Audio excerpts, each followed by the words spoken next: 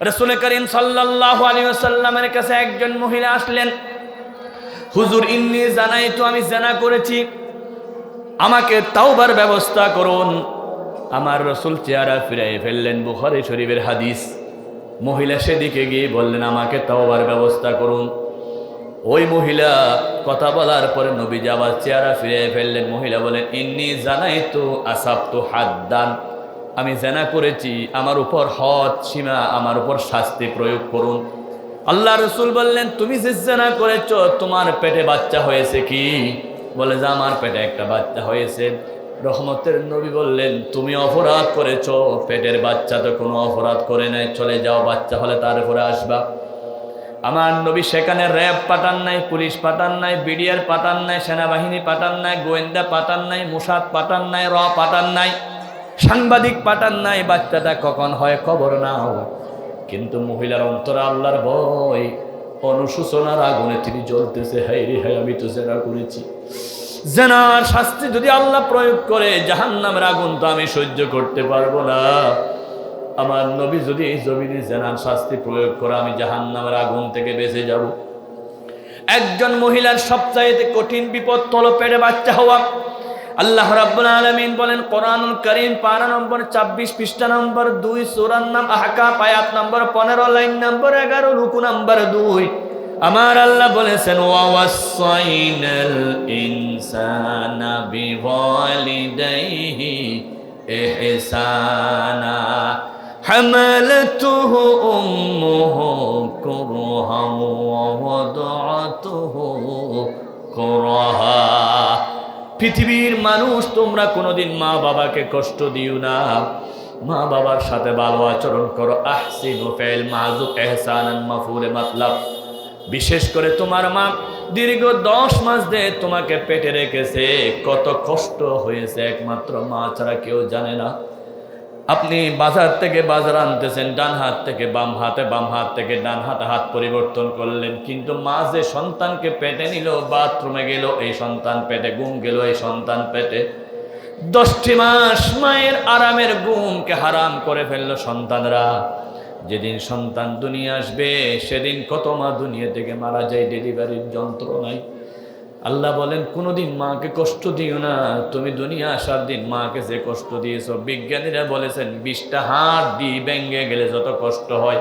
জবান খুলে সবাই পড়ি, আউযু বিল্লাহি মিনাশ শাইতানির রাজিম, বিসমিল্লাহির রাহমানির রাহিম।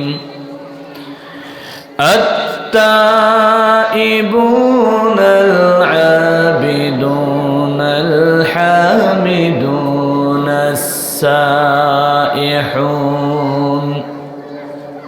আস-সাইহুনার রাকিউনাস সাজিদুনাল আমিরুন আল-আমিরুনা বিল মা'রুফি ওয়ান নাহুনা আনিল মুনকার ওয়াল হাফিজুনা লিহুদুদিল্লাহ ওয়া বাশশিরিল মুমিনিন। وقال تعالى في شأن حبيبه إن الله وملائكته يصلون على النبي يا أيها الذين آمنوا صلوا عليه وسلموا تسليما اللهم صل على سيدنا مولانا محمد وعلى آل سيدنا مولانا মুহাম্মদ। সবাই জবান খুলে মোহাব্বত নিয়ে পড়ুন। রাস্তাঘাটে যারা ঘোরাফেরায় আছেন, গল্প গুজবে আছেন, অনুরোধ জানাচ্ছি যারা মুসলমানের সন্তান দ্রুত গতিতে প্যান্ডেলের মধ্যে ঢুকে যান। কারণ বাহিরে থেকে ওয়াজ শোনা যায়, বাহিরে থেকে ওয়াজ শোনার তো ক্যাসেট থেকে শোনার মতো। আপনারা চাইলে ইউটিউব থেকে শুনে নিতে পারতেন, ক্যাসেট থেকে শুনে নিতে পারতেন। এত কষ্ট করে বিশাল মাহফিলের আয়োজন করে বাহিরে শোনা মানি আপনারা ক্যাসেট এবং ইউটিউব থেকে শোনা, আর ভিতরে প্যান্ডেলের মধ্যে প্রবেশ করা মানি সরাসরি জান্নাতের বাগানে বসা, ঠিক কিনা? সরাসরি বসে বক্তার আওয়াজ শুনে যেভাবে তৃপ্তি পাওয়া যায়, কারণ এখানে বক্তার চাইতে বড় আকর্ষণ হলো কোরআন শরীফ। এখানে কি আছে? কোরআন শরীফ সামনে হাজির। কোরআনের সামনে বসে আদব সহকারে আলোচনা শোনা, মাহফিল শোনা অত্যন্ত ভাগ্যের বিষয়। আল্লাহ রাব্বুল আলামিন যাদের উপর দয়া করেছেন তারাই এখানে ঢুকতে পারবে, আর শয়তান কিন্তু ঢুকতে দিবে না। শয়তান আপনাদেরকে বারবার বলবে এখানে দাঁড়া, শোনা যাচ্ছে তো, সব কিছু বোঝা যাচ্ছে তো, ভিতরে যাই লাভ নাই। কারণ এখানে আমাদের অনেক দুষ্টামি করতে হবে, অনেক মোবাইল আসবে, অনেক কাজ আছে, সেটা বলে শয়তান কিন্তু আপনাকে ঢুকতে দিবে না। শয়তানের প্রথম পদক্ষেপ ছিল মাহফিল বন্ধ করে দেওয়া, মাহফিল হতেই না দেওয়া। সেই পদক্ষেপ যখন ব্যর্থ হয়েছে, মাহফিল যখন শুরু হয়ে গেল, তখন এবার শয়তানের পদক্ষেপ হলো মাহফিলে আসতে না দেওয়া। 2 নম্বর পদক্ষেপ। আসলেও রাস্তায় ঘুরতে দেওয়া, এইদিকে ঘুরো, এদিকে বন্ধু বান্ধব সবার সাথে কথা বলবা, সব কিছু দেখবা। এটা হলো শয়তানের দ্বিতীয় পদক্ষেপ। তৃতীয় পদক্ষেপ হলো মাহফিল মাঝখান থেকে আপনাদেরকে তুলে নেওয়ার জন্য চেষ্টা করবে। অনেক শুনছো, উঠবে না, আর বেশিক্ষণ বসা দরকার নেই, এতক্ষণ বসতে হয়, এরকম করে উঠে ফেলবে। অর্থাৎ মাহফিলের শেষ পর্যন্ত কার চক্রান্ত থাকবে? শয়তানের। তা আমরা কি শয়তানকে খুশি করব নাকি আল্লাহকে খুশি করব? যারা আল্লাহকে খুশি করতে চান, একজন মুসলমানের ছেলেও রাস্তায় দাঁড়িয়ে থাকবেন না, সোজা প্যান্ডেলে ঢুকে যান। আপনাদের জন্য বড় সৌভাগ্যের বিষয়, আপনাদের প্রধান বক্তা, প্রধান মুফাসসির শুধু ঢাকা থেকে চলে আসছে অনেক আগেই। আমি হযরতকে নিয়েই আসছি। আমি বলছি অবশ্যই আপনাকে ছাড়া যাব না। উনি আসার একসাথে আমরা এসেই তারপর মাহফিল কমিটি মন শান্তি হয়েছে, যেহেতু বক্তা এসে গেছেন। সুতরাং আপনাদের আর কোনো টেনশন নাই, এখন শুধু মন খুলে ওয়াজ শুনবেন। ঢাকা থেকে উনি এখানে আসতে পারতেছেন, আর আপনারা এখান থেকে ভিতরে ঢুকতে পারবেন না। একজনও বাহিরে দাঁড়িয়ে থাকবেন না। যারা দাঁড়িয়ে থাকবে মনে করতে হবে তাদেরকে কে ঢুকতে দিচ্ছে না? শয়তানে ঢুকতে দিচ্ছে না। দীর্ঘ 17 বছর শয়তানে আমাদেরকে যে জ্বালা জ্বালিয়েছে, আপনাদেরকে জ্বালাই নাই? আমরা বক্তাদেরকে যে জ্বালা জ্বালিয়েছে, মাহফিল করতে দেয় নাই। মাহফিল করতে গেলেও আসার আগে কত ফোন, হুজুর এই ওয়াজ করবেন না, এভাবে কথা বলবেন না, কোনো রাজনৈতিক নেতার বিরুদ্ধে বলবেন না, কত শয়তানে জ্বালিয়েছে। এরপর আসার পরে আবার আমরা ওয়াজ করার আগে আমাদেরকে ওয়াশ করছে, ধুলাই করছে, কত কিছু করছে। এরপরে মাহফিল থেকে নামার পরে কত ভয়। এই কথা কেন বলছেন? এইভাবে কেন বলছেন? ওদিকে পুলিশ দাঁড়িয়ে আছে, ওদিকে র্যাব দাঁড়িয়ে আছে, কত মাহফিলের প্যান্ডেল আগুনে পুড়ে ফেলছে, কত জ্বালা জ্বালিয়েছে শয়তান। এখনো কি শয়তানের জ্বালা থাকবে? আমরা কি এখনো শয়তানকে খুশি করব? সবাই মাহফিলের প্যান্ডেলে ঢুকে যান। মুসলমানের সন্তান হলে ঢুকবেন, আর ইমানদার হলে ঢুকবেন, মুনাফিক হলে ঢুকার দরকার নাই। কারণ এখানে মুনাফিকের বিরুদ্ধে কথা চলবে কোরআন শরীফ থেকে। সুতরাং যাদের ভিতর নেফাকি আছে তারা ঢুকবে না, শয়তান যাদেরকে ঢুকতে দিচ্ছে না তারাই ঢুকবে না। আর বাকিরা মাহফিলে ঢুকে যান। আর যারা ঢুকছি সবাই জবান খুলে পড়ুন, আল্লাহুম্মা সাল্লি মাওলানা মুহাম্মাদ ওয়া আলা আলি সাইয়্যিদিনা।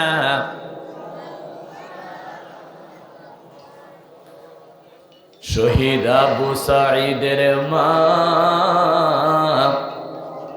ওয়াসিম বাইর মা, মাহফুজ বাইর মা, মুগ্ধ বাইর মা। তোমরা বড়ই ভাগ্য ভাগ্যবতী আল্লে দরাই দিনের জ্যোতি সালাম জানাই তোমায় ফেরেশতা সালাম জানাই তোমায় ফেরেশতা সাইদি সাহেবের মা নিজামি সাহেবের মা কাদের মোল্লার মা কাশেম ভাইয়ের মা বলেন সাইদি সাহেবের মা নিজামি সাহেবের মা কাদের মোল্লার মা কাশেম ভাইয়ের মা তোমরা বড়ই ভাগ্যবতী আল্লে দরাই দিনের জ্যোতি সালাম জানাই তোমায় ফেরেশতা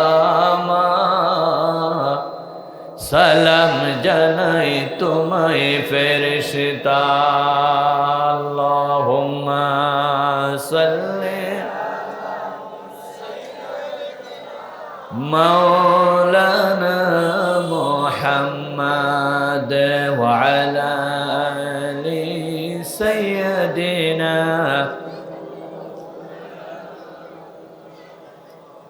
রামু উপজেলার অন্তর্গত গর্জনী ইউনিয়নের পূর্ব জুমছড়ি আদর্শ যুব কল্যাণ সিরাত কমিটির উদ্যোগে আয়োজিত ঐতিহাসিক ১৬তম পবিত্র সিরাতুন নবী সাল্লাল্লাহু আলাইহি ওয়াসাল্লাম মাহফিলের মাননীয় সভাপতি মহোদয় ফজিলাতুল শেখ হযরতুল আল্লাম জনাব মাওলানা মুহাম্মদ হুসাইন সাহেব খতিব পূর্ব জুমছড়ি বাইতুন নূর জামে মসজিদ বারাকাল্লাহু ফি হায়াতিহি আজকের মাহফিলের মাননীয় প্রধান মুফাসসির ফজিলাতুল শেখ তাজুল উলামা শামসুল উলামা ফখরুল উলামা আন্তর্জাতিক খ্যাতিসম্পন্ন মুফাসসির কোরআন কারি আব্দুল্লাহ আল আমিন সাহেব হাফাজাহুল্লাহ সুবহানাহু ওয়া তাআলা মিন কুল্লিল বালা কথা বলেছেন হযরতুল আল্লাম জনাব মাওলানা আব্দুল জব্বার আল মামুন সাহেব বারাকাল্লাহু ফি হায়াতিহি আলোচনা পেশ করলেন হযরতুল আল্লাম জনাব মাওলানা রুহুল আমিন সাহেব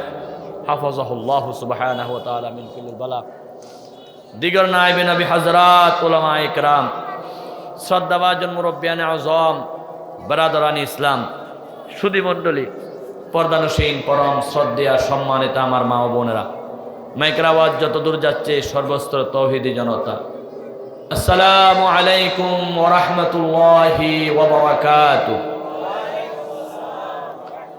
আমরা সর্বপ্রথম মহান রব্বুল আলামিনের দরবারে শুকরিয়া আদায় করছি যে আল্লাহ পাক অত্যন্ত দয়া করে মায়া করে রহম করে করম করে ইহসান করে দীর্ঘ 17 বছর পরে জালেমের জুলুম থেকে এই দেশকে মুক্ত করলেন সে আল্লাহ রাব্বুল আলামিনের দরবারে জবান করে পড়ি আলহামদুলিল্লাহ।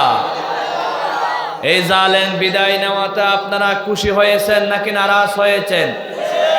যারা নারাজ হয়েছেন তারা বলুন সুবহানাল্লাহ, যারা খুশি হয়েছেন তারা বলুন আলহামদুলিল্লাহ। দেখছেন একজনও বলে নাই, নারাজের পক্ষে একজনও নাই। জালেম চলে গেছে, সবাই কি খুশি? ওনাদের সাথে আমাদের ব্যক্তিগত দুশ্মনী ছিল না। এই জালেম চলে যাওয়ার পরে আমরা সবচাইতে বেশি খুশি হয়েছি কোরআনের কারণে, ঠিক কিনা? জালেম যতদিন ক্ষমতায় ছিল পরিষ্কারভাবে কোরআনের কথা বলতে দেয় নাই। যেখানে কোরআনের মাহফিল হয়েছে সেখানে বাধা দিয়েছিল, ঠিক কিনা? অথবা বাধা দিতে না পারলে অনেক শর্ত সরাইয়ে দিয়েছিল, ঠিক কিনা? একটা মাহফিল করতে গেলে কত অনুমতির প্রয়োজন হয়েছে। ডিসির কাছে যাও, এসপির কাছে যাও, ওসির কাছে যাও, আবার পাতি নেতা, ছাতা নেতা, কত নেতার কাছে যাও। ওই নেতারা আজকে কোথায় আপনাদেরকে জানিয়ে দিতে চাই। যেই নেতাদের কাছে অনুমতি নেওয়া হয়েছিল ওই নেতারা কি জমিনের মালিক ছিল? বাংলাদেশের মালিক ছিল? ক্ষমতা জোরে জুলুমের কারণে আল্লাহর কোরআনে তাদের কোরআনের মাহফিল করতে গেলে তাদের অনুমতি নিতে হয়েছিল, ঠিক কিনা? এখন ডক্টর ইউনূস সাহেব বলেছেন, বাংলাদেশের সব ওসিরা বলেছেন আর কোনো অনুমতির দরকার হবে না। বাংলাদেশের প্রত্যেকটা জমিনে মাহফিল হবে, তাফসীর হবে, সিরাতুন নবী হবে, মিলাদ হবে, ওয়াজ মাহফিল হবে, অনুমতি দরকার হবে না। জমিন কার? বলেন না কার? অনুমতি দিয়েছেন কে? আল্লাহর জমিনে আল্লাহর কোরআনের কথা বলতে অনুমতি লাগবে না। যারা অনুমতির কথা বলে তারা হলো ফেরাউনের দালাল, তারা হলো নমরুদের দালাল, তারা হলো হামানের দালাল, আবু জেহেলের দালাল। আল্লাহর নবী মক্কায় কোরআন তেলাওয়াত করতে আবু জেহেল থেকে অনুমতি নিতে হয়েছিল। আবু জেহেলরা বাধা দিয়েছিল। আল্লাহ রাব্বুল আলামিন বলেন, ওয়াকালাল্লাযীনা কাফারু লা তাসমাউ লিহাযাল কোরআন। কাফেররা সিদ্ধান্ত নিয়েছিল কোরআন শোনা যাবে না। আমরা আবু জেহেল দেখি নাই, আবুল আহাব দেখি নাই, উতবা সাইবা দেখি নাই, কোরআনে করিমে যারা বাধা দিয়েছিল সরাসরি দেখি নাই। আমরা দেখেছি নতুন আবু জেহেল জালেম সরকারকে, ঠিক কিনা? যারা আবু জেহেল দেখেন নাই তারা এই জালেমদেরকে, জালেমদের নেতা কর্মীদেরকে দেখেন, তারাই হলো এক একজন নতুন আবু জেহেল। তারাই কোরআনের মাহফিলে বাধা দিয়েছিল, ঠিক কিনা?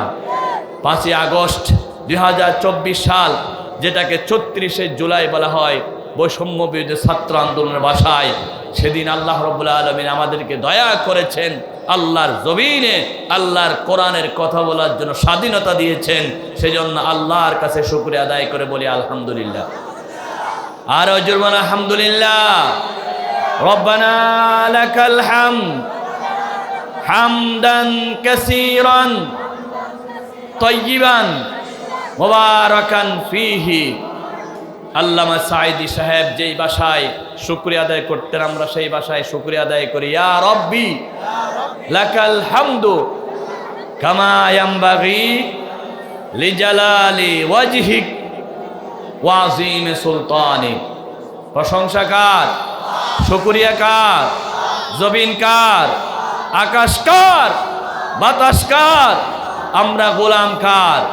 সব সময় শুকরিয়া হবে কার? বিধান চলবে কার? আইন চলবে কার? আল্লাহর নাম নিতে ভয় লাগে? এখন কি আল্লাহর নাম নিয়ে আর মামলা হবে? জেল হবে? জরিমানা হবে?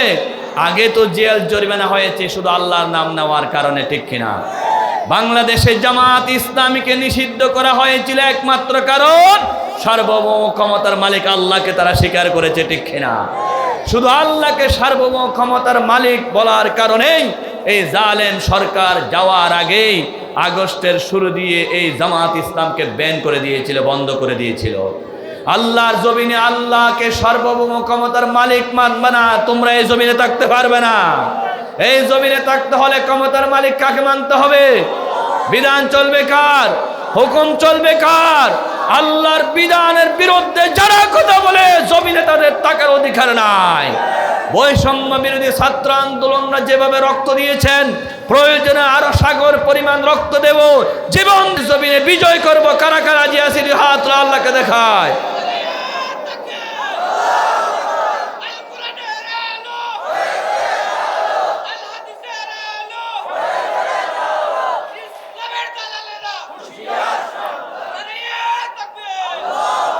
আলহামদুলিল্লাহ বলেন। তাহলে আমরা স্বাধীনভাবে কথা বলতেছি এই জমিনে। এখন আমাদের দায়িত্ব হলো এই কোরআনকে বিজয় করা, ঠিক কিনা? কোরআন কি এখনো বিজয় আছে? বাংলার জমিনে কোরআন দিয়ে কি ক্যান্টনমেন্ট চলে? কোরআন দিয়ে জজ কোর্ট চলে? কোরআন দিয়ে হাই কোর্ট চলে? কোরআন দিয়ে সুপ্রিম কোর্ট চলে? কোরআন দিয়ে অফিস আদালত চলে? কোরআন দিয়ে ব্যবসা প্রতিষ্ঠান চলে? এখনো চলে না। 1971 সনে বাংলাদেশ স্বাধীন হয়েছিল। বর্তমান 2024 সন, 54 বছরে যতজন ক্ষমতায় গিয়েছিল সবার নামের আগে মোহাম্মদ ছিল। সবাই মুসলমান, হয়তো মেয়ে না হয় ছেলে, কিন্তু সবাই মুসলমান। এক মুসলমানও 54 বছরে বাংলাদেশের সংবিধান কোরআন দিয়ে চালায় নাই, ঠিক কিনা বলেন? তারা চলে এসে কেউ বাবার মতো, কেউ দাদার মতো, কেউ আফার মতো, কেউ ভাগিনার মতো, কেউ বুবুর মতো, এক একজন এক এক নীতি মতো চলে এসে আমরা এবারে স্বাধীন হওয়ার পরে টেকনাফ থেকে তেতুলিয়া, রূপসা থেকে পাতরিয়া, সুন্দরবন থেকে বান্দরবন স্বাধীনভাবে কোরআনের কথা বলতে বলতে এমন একটা পরিবেশ তৈরি করব, পুরা দেশকে আল্লাহর কোরআনের দেশে পরিণত করব, ঠিক কিনা? আমরা বাবার শাসন দেখেছি, ভাইয়ের শাসন দেখেছি, বুবুর শাসন দেখেছি, বাতিজার শাসন দেখেছি, চাচার শাসন দেখেছি। সব দেখা শেষ, এবার হবে আল কোরআনের বাংলাদেশ। বলুন, সব দেখা শেষ, আল কোরআনের বাংলাদেশ। বাংলাদেশটা কোরআন দিয়ে আমরা চালাতে চাই। রাজি আছেন সবাই? আল্লাহ কবুল করুক, জুড়ব না আমিন। সুতরাং চাইতে হবে কার কাছে? আল্লাহ যেন আল্লাহর জমিনটাকে কোরআন দিয়ে সাজিয়ে দেন, আমরা বলি আমিন। বিশ্ব মুফাসসির আল্লামা সাঈদী সাহেবের নাম শুনছেন আপনারা? শুনছেন? সাঈদী সাহেবের নাম শুনেন না এমন কেউ আছে এখানে? হাত তোলেন দেখি। বাংলাদেশ নয়, বিশ্বের মধ্যে যত মুসলমান আছে সবাই জানে আল্লামা সাঈদী সাহেবকে। আলহামদুলিল্লাহ, আল্লাহ ওনাকে বিশ্ব পরিচিত করে দিয়েছেন, আলহামদুলিল্লাহ। ওনার দুইটা বড় স্বপ্ন ছিল। কয়টা বলেন না, কয়টা? আমরা তো 17 বছর শুধু স্বপ্ন দেখেছি, বঙ্গবন্ধুর স্বপ্ন। রাতে গেল বঙ্গবন্ধুর স্বপ্ন, দিনে গেল বঙ্গবন্ধুর স্বপ্ন। পদ্মা সেতু নাকি বঙ্গবন্ধুর স্বপ্ন। আমার বন্ধুগণ, মেট্রো রেল নাকি বঙ্গবন্ধুর স্বপ্ন। সব স্বপ্ন যার ছিল তাকে এখন সব জায়গায় জুতা দিয়ে ফিরা দেওয়া হচ্ছে, ঠিক কিনা? কারণ সেটা আসল বঙ্গবন্ধু, সেটা জাতির পিতা ছিল না, সেটা ছিল নকল, ঠিক কিনা? আসল জাতির পিতাকে ইব্রাহিম। বলেন কে? আমার মুখে মুখে সবাই বলুন, জাতির পিতা ইব্রাহিম। সবাই বলুন, যে বলে না দেখবেন কে বলেন। জাতির পিতা ইব্রাহিম, বঙ্গবন্ধু ঘোড়ার ডিম। বলেন না, বঙ্গবন্ধু ঘোড়ার ডিম। আবার বলুন, জাতির পিতা ইব্রাহিম, বঙ্গবন্ধু। এটা কি আমি বলেছি নাকি আল্লাহ বলেছেন? এটা শরীয়তুল্লাহর কথা নয়, ডাইরেক্ট আল্লাহর কথা। কোরআনুল কারীম পারা নম্বর হলো 17, পৃষ্ঠা নম্বর হলো 20, সূরার নাম হলো হজ, আয়াত নম্বর হলো 78, লাইন নম্বর হলো 12। আল্লাহ বলেছেন, মিল্লাত আবিকুম ইব্রাহিম, তোমাদের জাতির পিতা হলো ইব্রাহিম আলাইহিস সালাতু ওয়াস সালাম। ইব্রাহিম আলাইহিস সালাতু ওয়াস সালামকে কেউ জুতা মারে নাই, নমরুদে আগুনে পরীক্ষা করার জন্য দিয়েছিল, কারণ তিনি আসল জাতির পিতা ছিলেন। আর নকল জাতির পিতা, ওনার মেয়ে ক্ষমতা থেকে যাওয়ার পরে সবাই জুতা মারতেছে, ঠিক কিনা? বাবা সেখান থেকে বলতেছে, এরকম কুলাঙ্গার মেয়ে কেমনে রেখে আসলাম, যেই মেয়ের কারণে প্রত্যেক দিন আমাকে জুতার ফিরা খাইতে হয়, ঠিক কিনা? একটা ভালো সন্তান রেখে গেলে সম্মানের মালিক হতো সব সময়। আর কুলাঙ্গার মেয়ে রেখে যাওয়ার কারণে এখন সবখানে অপমানিত হচ্ছে, মূর্তি ভাঙতেছে, মূর্তির উপর পেশাব করতেছে, ঠিক কিনা বলেন? গভর্নর সিদ্ধান্ত নিয়েছে যে টাকার মধ্যেও যে ছবি আছে বঙ্গবন্ধুর, সব ছবিগুলো অপসারণ করতে হবে, ঠিক কিনা? আমরাও দাবি জানাই, কোন ব্যক্তির ছবি নিয়ে বাংলাদেশের টাকা চলবে না। বাংলাদেশ শাহজালালের দেশ, বাংলাদেশ শাহপরানের দেশ, বাংলাদেশ শাহ মখদুমের দেশ, বাংলাদেশ হলো আল্লামা সাঈদীর দেশ, বাংলাদেশ হলো আল্লাহর কোরআনের দেশ, ঠিক কিনা? এই জমিনে হাদিস বিরোধী, কোরআন বিরোধী কোন ছবি কোনো কানে আমরা দেখতে চাই না। আপনারা চান? আমরা সবাই ছবিকে বাংলাদেশের সব কান থেকে দূর করে দিতে চাই।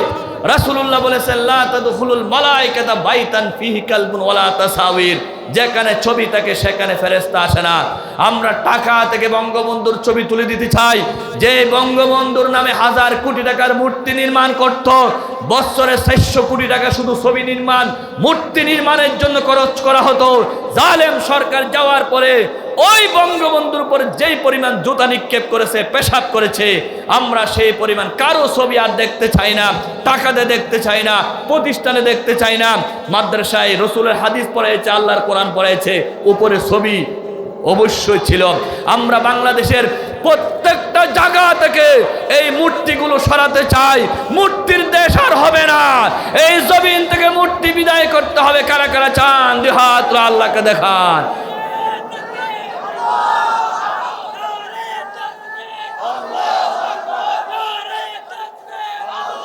আল্লাহর হাবিব বলেছেন, আল্লাহর হাবিব বলেছেন, বুইস্তু লিকাসরাতিল আসনাম, আমি মূর্তি ভাঙ্গার জন্য এসেছি।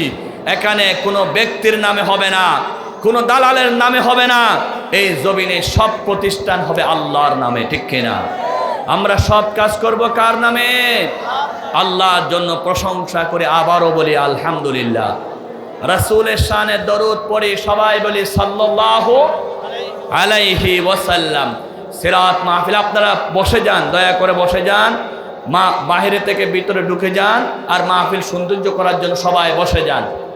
মাহফিলে আদব রক্ষা করুন, স্বেচ্ছাসেবক ভাইয়েরা সবাইকে বসাইয়ে দেন। মাহফিলে বসলে আপনারা জান্নাতে বসার সমান সওয়াব পাবেন, কারণ এটা এখন মাঠ নাই, এটা এখন জান্নাতের বাগান হয়ে গেছে। বলুন আলহামদুলিল্লাহ। আমরা মাহফিলের শুরুতে আত্মার মাগফিরাত কামনা করি সোহাদায়ে বদর থেকে শুরু করে সোহাদায়ে কদিম, সোহাদায়ে জদীদ সকল শহীদের জন্য আমরা তাদের আত্মার মাগফিরাত কামনা করে সবাই বলে আমিন। বিশেষ করে বাংলাদেশের শ্রেষ্ঠ শহীদ, যার কথা বললে সবার দিল নরম হয়ে যায়, যার কথা শুনে বেনামাজি নামাজি হয়ে যেত, যার কথা শুনে মদদি মদ ছেড়েছে, যার কথা শুনে বাংলাদেশে বিপ্লব শুরু হয়েছে। রাজনীতি বুঝি না, অর্থনীতি বুঝি না, যে যে দল করো না কেন সকল দলের লোকেরা যাকে কলিজা দিয়ে মহাব্বত করত, যাকে অসুস্থতার নাম দিয়ে হাসপাতাল থেকে মেডিকেলে নিয়ে ইঞ্জেকশন পুশ করে শহীদ করা হয়েছে, বাংলাদেশের শ্রেষ্ঠ শহীদ, বীর শহীদ আল্লামা সাঈদী সাহেবকে স্মরণ করি। আল্লাহ, তুমি আল্লামা সাঈদী সাহেবকে জান্নাতের উঁচু মাকামে স্থান করে দাও। প্রত্যেকটা মাহফিল ওনাকে স্মরণ করতে হবে, কারণ বাংলাদেশে বিষয় ভিত্তিক তাফসীর করা শিখিয়েছে আল্লামা সাঈদী সাহেব, ঠিক কিনা বলেন? এই দেশে কোরআনের বিপ্লব ঘটিয়েছেন আল্লামা সাঈদী সাহেব। ওনার সবচাইতে বড় স্বপ্ন ছিল দুইটা। একটা ছিল উনি বলতেন, আল্লাহ তুমি আমাকে শহীদ হিসাবে কবুল করো। জোর বলুন আমিন। আল্লাহ দোয়া কবুল করেছেন। শেষ পর্যন্ত উনি সাধারণ মৃত্যু হয়েছে নাকি শাহাদতের মৃত্যু হয়েছে? আপনারা বলতে পারেন ওনাকে গুলি মারা হয় নাই, তলোয়ার দিয়ে কাটা হয় নাই। আমার রসুলকে যেইভাবে শহীদ করা হয়েছিল, রসুলকে শহীদ করা হয়েছিল ছাগলের গোস্তের মধ্যে বিষ মিশাইয়া দিয়ে। ওই বিষ মিশ্রিত গোস্ত খাওয়ার পরে আল্লাহ রসুল কিছুদিন সুস্থ ছিলেন। বিষে যখন বেশি উতলেছিল, বিষের আঘাতে রসুল্লাহ নবীও ছিলেন, শহীদও ছিলেন। আল্লাহর নবীর প্রকৃত প্রেমিক আল্লামা সাঈদীকেও সেরকম বিষ মিশাইয়া দুনিয়া থেকে শহীদ করা হয়েছে। সুতরাং উনি শহীদ, এতে কোনো সন্দেহ নাই, ঠিক কিনা? আল্লামা সাঈদী তুমি মরনি, শহীদ হয়েছ তুমি এটাই জানি, ঠিক কিনা? তিনি শহীদ, কোনো সন্দেহ আছে? স্মরণ করি শহীদ মতিউর রহমান নিজামী, শহীদ আব্দুল কাদের মোল্লা, শহীদ মীর কাসেম আলী, চট্টগ্রামের বীর পুরুষ শহীদ সালাউদ্দিন কাদের চৌধুরী থেকে শুরু করে ইসলামী আন্দোলনের ছাত্র শিবিরের যত ভাইয়েরা শাহাদত বরণ করেছেন। বৈষম্য বিরোধী ছাত্র আন্দোলনে আমার শহীদ আবু সাঈদ, গত সপ্তাহে আমি নিজে গেছি আবু সাঈদ যেখানে শহীদ হয়েছে রংপুরে, ওনার স্মৃতিগুলো দেখার জন্য। শহীদ আবু সাঈদ রক্ত দিয়ে মানুষকে উৎসাহিত করেছেন দেশ স্বাধীন হওয়ার জন্য, আলহামদুলিল্লাহ। শহীদ মাহফুজ, আমাদের চকরিয়া শহীদ ওয়াসিম থেকে শুরু করে সকল শহীদদের স্মরণ করে শুরু করছি আজকের মূল তাফসীর। কোরআনুল কারীমের তাফসীর জানতে হলে আমাদেরকে কিছু নিয়ম জানতে হবে, 7টা নিয়ম জানতে হবে। 1 নাম্বার, যে আয়াতের তাফসীর হচ্ছে সে আয়াতের হুদ থেকে নেওয়া হয়েছে মাআখাস, এবং সূরাটার নাম কি, শানে নুজুল কি, এবং পরিচয় কি, অনুবাদ কি, নির্ভরযোগ্য হাদিস এবং কোরআন দিয়ে তাফসীর কি হবে। সর্বশেষ 7 নাম্বার, শিক্ষা কি হবে। এই 7টি জিনিস একটা আয়াতের আলোকে জানার নাম হলো তাফসীর। আল্লামা কাজী সানাউল্লাহ ফারিফুত্তি রহমতুল্লাহ আলাইহি তিনি এই কথা বলেছেন তাফসীর মাজাহারিতে। প্রথম আমি যে আয়াতটা তেলাওয়াত করেছি তার পরিচয় শুনি। কোরআন শরীফ হচ্ছে সর্বমোট 30 পারা। কয় পারা? আমার আলোচনা হবে 11 নম্বর পারা থেকে। কয় নম্বর পারা? যারা একেবারে জবান খুলতে চান না তারা কি ভয় পাচ্ছেন আওয়ামী লীগের জালেমের? কোনো পুলিশ আসে কিনা ভয় পাচ্ছেন? কোরআনের মাহফিলে যত স্পষ্ট করে কথা বলবেন তত খুশি হবেন কে? আর যদি বোবা থাকেন খুশি হবে শয়তান। রাসূল বলেছেন আস-সাকিতু আনিল হক্কি শয়তানুন আখরাস, সত্য কথা যে বলে না সে বোবা শয়তান। আমরা শয়তান হতে চাই না, আমরা ইমানদার হতে চাই। জবান খুলে বলুন কোরআন শরীফ কয় পারা? আলোচনা হবে কয় নম্বর পারা থেকে? 11 নম্বর পারা। 114টি সূরা। আলোচনা হবে 9 নম্বর সূরা থেকে, যেহেতু আমি 9টায় আলোচনা শুরু করেছি। কোরআন শরীফের টোটাল আয়াত সংখ্যা 6666, আর সূরাতুল যে সূরা থেকে আমরা তেলাওয়াত করব সেই সূরার আয়াত সংখ্যা 129। টোটাল রুকু সংখ্যা হচ্ছে 540। ওই সূরার রুকু সংখ্যা হচ্ছে 16। সূরাটার নাম হলো সূরাতুত তাওবা। কি নাম? তাওবা। আমরা সবাই বুঝি, আমরা তাওবা করি, কান টানা খাই, তওবা এই কাজ কেমনে করে, গালে থাপ্পড় খাই, এটা আমরা কি করি? তাওবা করি। বুঝার জন্য বললাম আজকে সূরাটার নাম হলো সূরাতুত তাওবা। সূরাটার আয়াত সংখ্যা 129, রুকু সংখ্যা 16। সূরাটা হচ্ছে মাদানী সূরা। কোরআন শরীফের সব সূরাগুলো দুই ভাগে বিভক্ত, কিছু মাক্কি কিছু মাদানী। এটা হলো মাদানী সূরা। সূরাটার নাম তাওবা রাখা হয়েছে একটা ঘটনাকে কেন্দ্র করে। তাবুক যুদ্ধে 3 জন সাহাবা ইকরাম যুদ্ধে যায় নাই। না যাওয়ার পরে রাসূলুল্লাহ আসার পরে তারা যে এমনি যায় নাই এই কথা রাসূল জানতে পেরে আল্লাহ রাব্বুল আলামিন তাদের বিষয়ে স্থগিত রাখলেন, তাদের সাথে কথা বলা মুআমালা সব বন্ধ করে দিলেন। অবশেষে 3 জন সাহাবা তাওবা করলেন, আল্লাহর কাছে তাওবা কবুল হলো। সেই তাওবার ঘটনাকে কেন্দ্র করে এই সূরার নাম রাখা হয়েছে সূরাতুত তাওবা। তাসমিয়াতুল কুল বিইসমিল জুস, একটা সামান্য বিষয় নিয়ে পুরা সূরার নামকরণ করা হয়েছে। সূরাটা নাজিল হয়েছে কয়েকটা ঘটনাকে কেন্দ্র করে, শানে নুজুল। তার মধ্যে একটা তাওবার ঘটনা, কিছু মুনাফিকের ঘটনা এবং মুশরিকরা যে চুক্তি ভঙ্গ করেছে সেই ভঙ্গের কথা এই সূরার মধ্যে শানে নুজুল হিসেবে আসছে। এই সূরার অনেক ফজিলত। অন্যতম ফজিলত হচ্ছে সূরার 128, 29 তেলাওয়াত করে সকাল বিকাল আল্লাহ রাব্বুল আলামিন তাদের বিপদ দূর করে দেন। সুবহানাল্লাহ, সুবহানাল্লাহ বলবেন না? যারা রাত্রে ঘুম যাওয়ার সময় প্রায় সময় 128 এবং 129 সূরাতুত তাওবার আয়াত তেলাওয়াত করে, আমি সংক্ষেপ করে বলতেছি যেহেতু প্রধান মুফাসসির হাজির, উনি একটু পরে আসবেন। যারা এই আয়াতগুলো তেলাওয়াত করে ঘুমায়, টুডে টুমোরো, আজ কাল, একদিন না একদিন তারা স্বয়ং বিশ্ব নবীকে স্বপ্নে দেখতে পাবেন। সুবহানাল্লাহ, এটা তাফসীরের ভাষা। আল্লাহ রাসূলকে যারা স্বপ্ন দেখেন তারা নিশ্চয়ই সত্য স্বপ্ন দেখেন, কারণ রাসূলের আকৃতি শয়তান ধারণ করতে পারে না। বুখারী শরীফের হাদিস, মান রাআনি ফিল মানাম ফাকাদ রাআনি ফাইন্না শাইতান লা ইয়াতামাসসালু বি। এই সূরার ফজিলত। এই সূরা আল্লাহ রাব্বুল আলামিন শুরু করেছেন বিসমিল্লাহ দেন নাই। কোরআন শরীফে 114 সূরার মধ্যেই কি আছে? বিসমিল্লাহ আছে। বলেন কি আছে? বিসমিল্লাহ ছাড়া কোনো সূরা নাই। সূরা ফাতিহা বিসমিল্লাহ, সূরা বাকারা বিসমিল্লাহ, সূরা আলে ইমরান বিসমিল্লাহ। আজকের মাহফিল থেকে আমরা শিক্ষা নিলাম একটা সূরাতে বিসমিল্লাহ নাই। সূরাটার নাম কি? তাওবা। বলেন তাওবা। কি নাম? এই তাওবাতে বিসমিল্লাহ নাই। আরেকটা সূরাতে ডাবল বিসমিল্লাহ আছে, সেটা হলো সূরাতুন নামাল। এই সূরাতে বিসমিল্লাহ নাই কেন? 1 নম্বর কারণ, আল্লাহর পক্ষ থেকে যেভাবে নাজিল হয়েছে জিব্রাইলের মাধ্যমে রাসূল আমাদেরকে সেভাবে ডেলিভারি দিয়েছেন, সেখানে বিসমিল্লাহ ছিল না, সেজন্য রাসূল আমাদেরকে বিসমিল্লাহ জানান নাই। সুবহানাল্লাহ।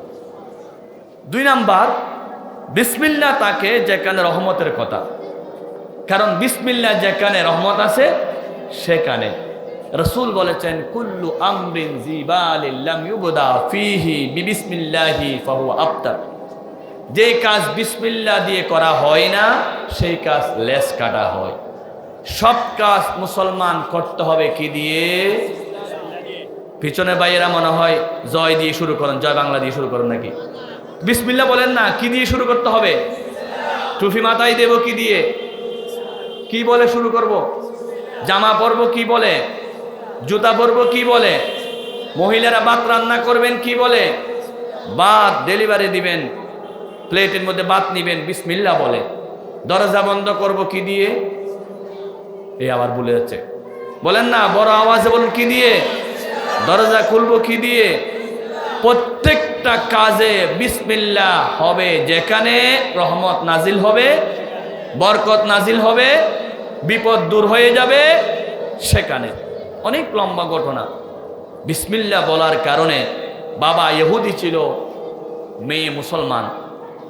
বাবা পরীক্ষা করতে গিয়ে মেয়েকে একটা স্বর্ণের আংটি দিলেন, মেয়ে বিসমিল্লাহ বলে রাখলেন। বাবা গোপনে গিয়ে সেই আংটিটা চুরি করলেন মেয়েকে ফাঁসানোর জন্য। মেয়ে যখন বিসমিল্লাহ বলে আবার হাত দিলেন, বাবা দেখতেছেন পায় কিনা, অথচ বাবা নিয়ে গেছেন আংটিটা। মেয়ে বিসমিল্লাহ বলার পরে আবার আল্লাহ কুদরতি ভাবে সেখানে আংটি হাজির করে দিলেন। আল্লাহু আকবার। বিসমিল্লাহর বরকত। সুতরাং আল্লাহ রাব্বুল আলামিন এই সূরাতে বিসমিল্লাহ দেন নাই কেন? দ্বিতীয় কারণ হলো এই সূরাতে সম্পর্ক শেষ করার কথা, সম্পর্ক নষ্ট করার কথা বলেছেন, রহমতের কথা নয়। সম্পর্ক কি করার? নষ্ট করার কথা। সম্পর্ক নষ্ট করলে আরবিতে বলা হয় বারাআ। এই সূরার আরেকটা নাম হলো বারাআ। বারাআ মানে যারা মুশরিক রয়েছে, রাসূলের সাথে চুক্তি করেছে, চুক্তি ভঙ্গ করেছে, তাদের সাথে আর সম্পর্ক রাখা যাবে না। আল্লাহ রাব্বুল আলামিন বললেন বারাআতুম মিনাল্লাহি ওয়া রাসূলিহি ইলাল্লাযীনা আহাদতুম মিনাল মুশরিকিন ফাসিহু ফিল আরদি আরবা'াতা আশহুরিন ওয়া আলামু আন্নাকুম غير معجز الله وأن الله مخزي الكافرين জোরে বলুন আল্লাহু আকবার।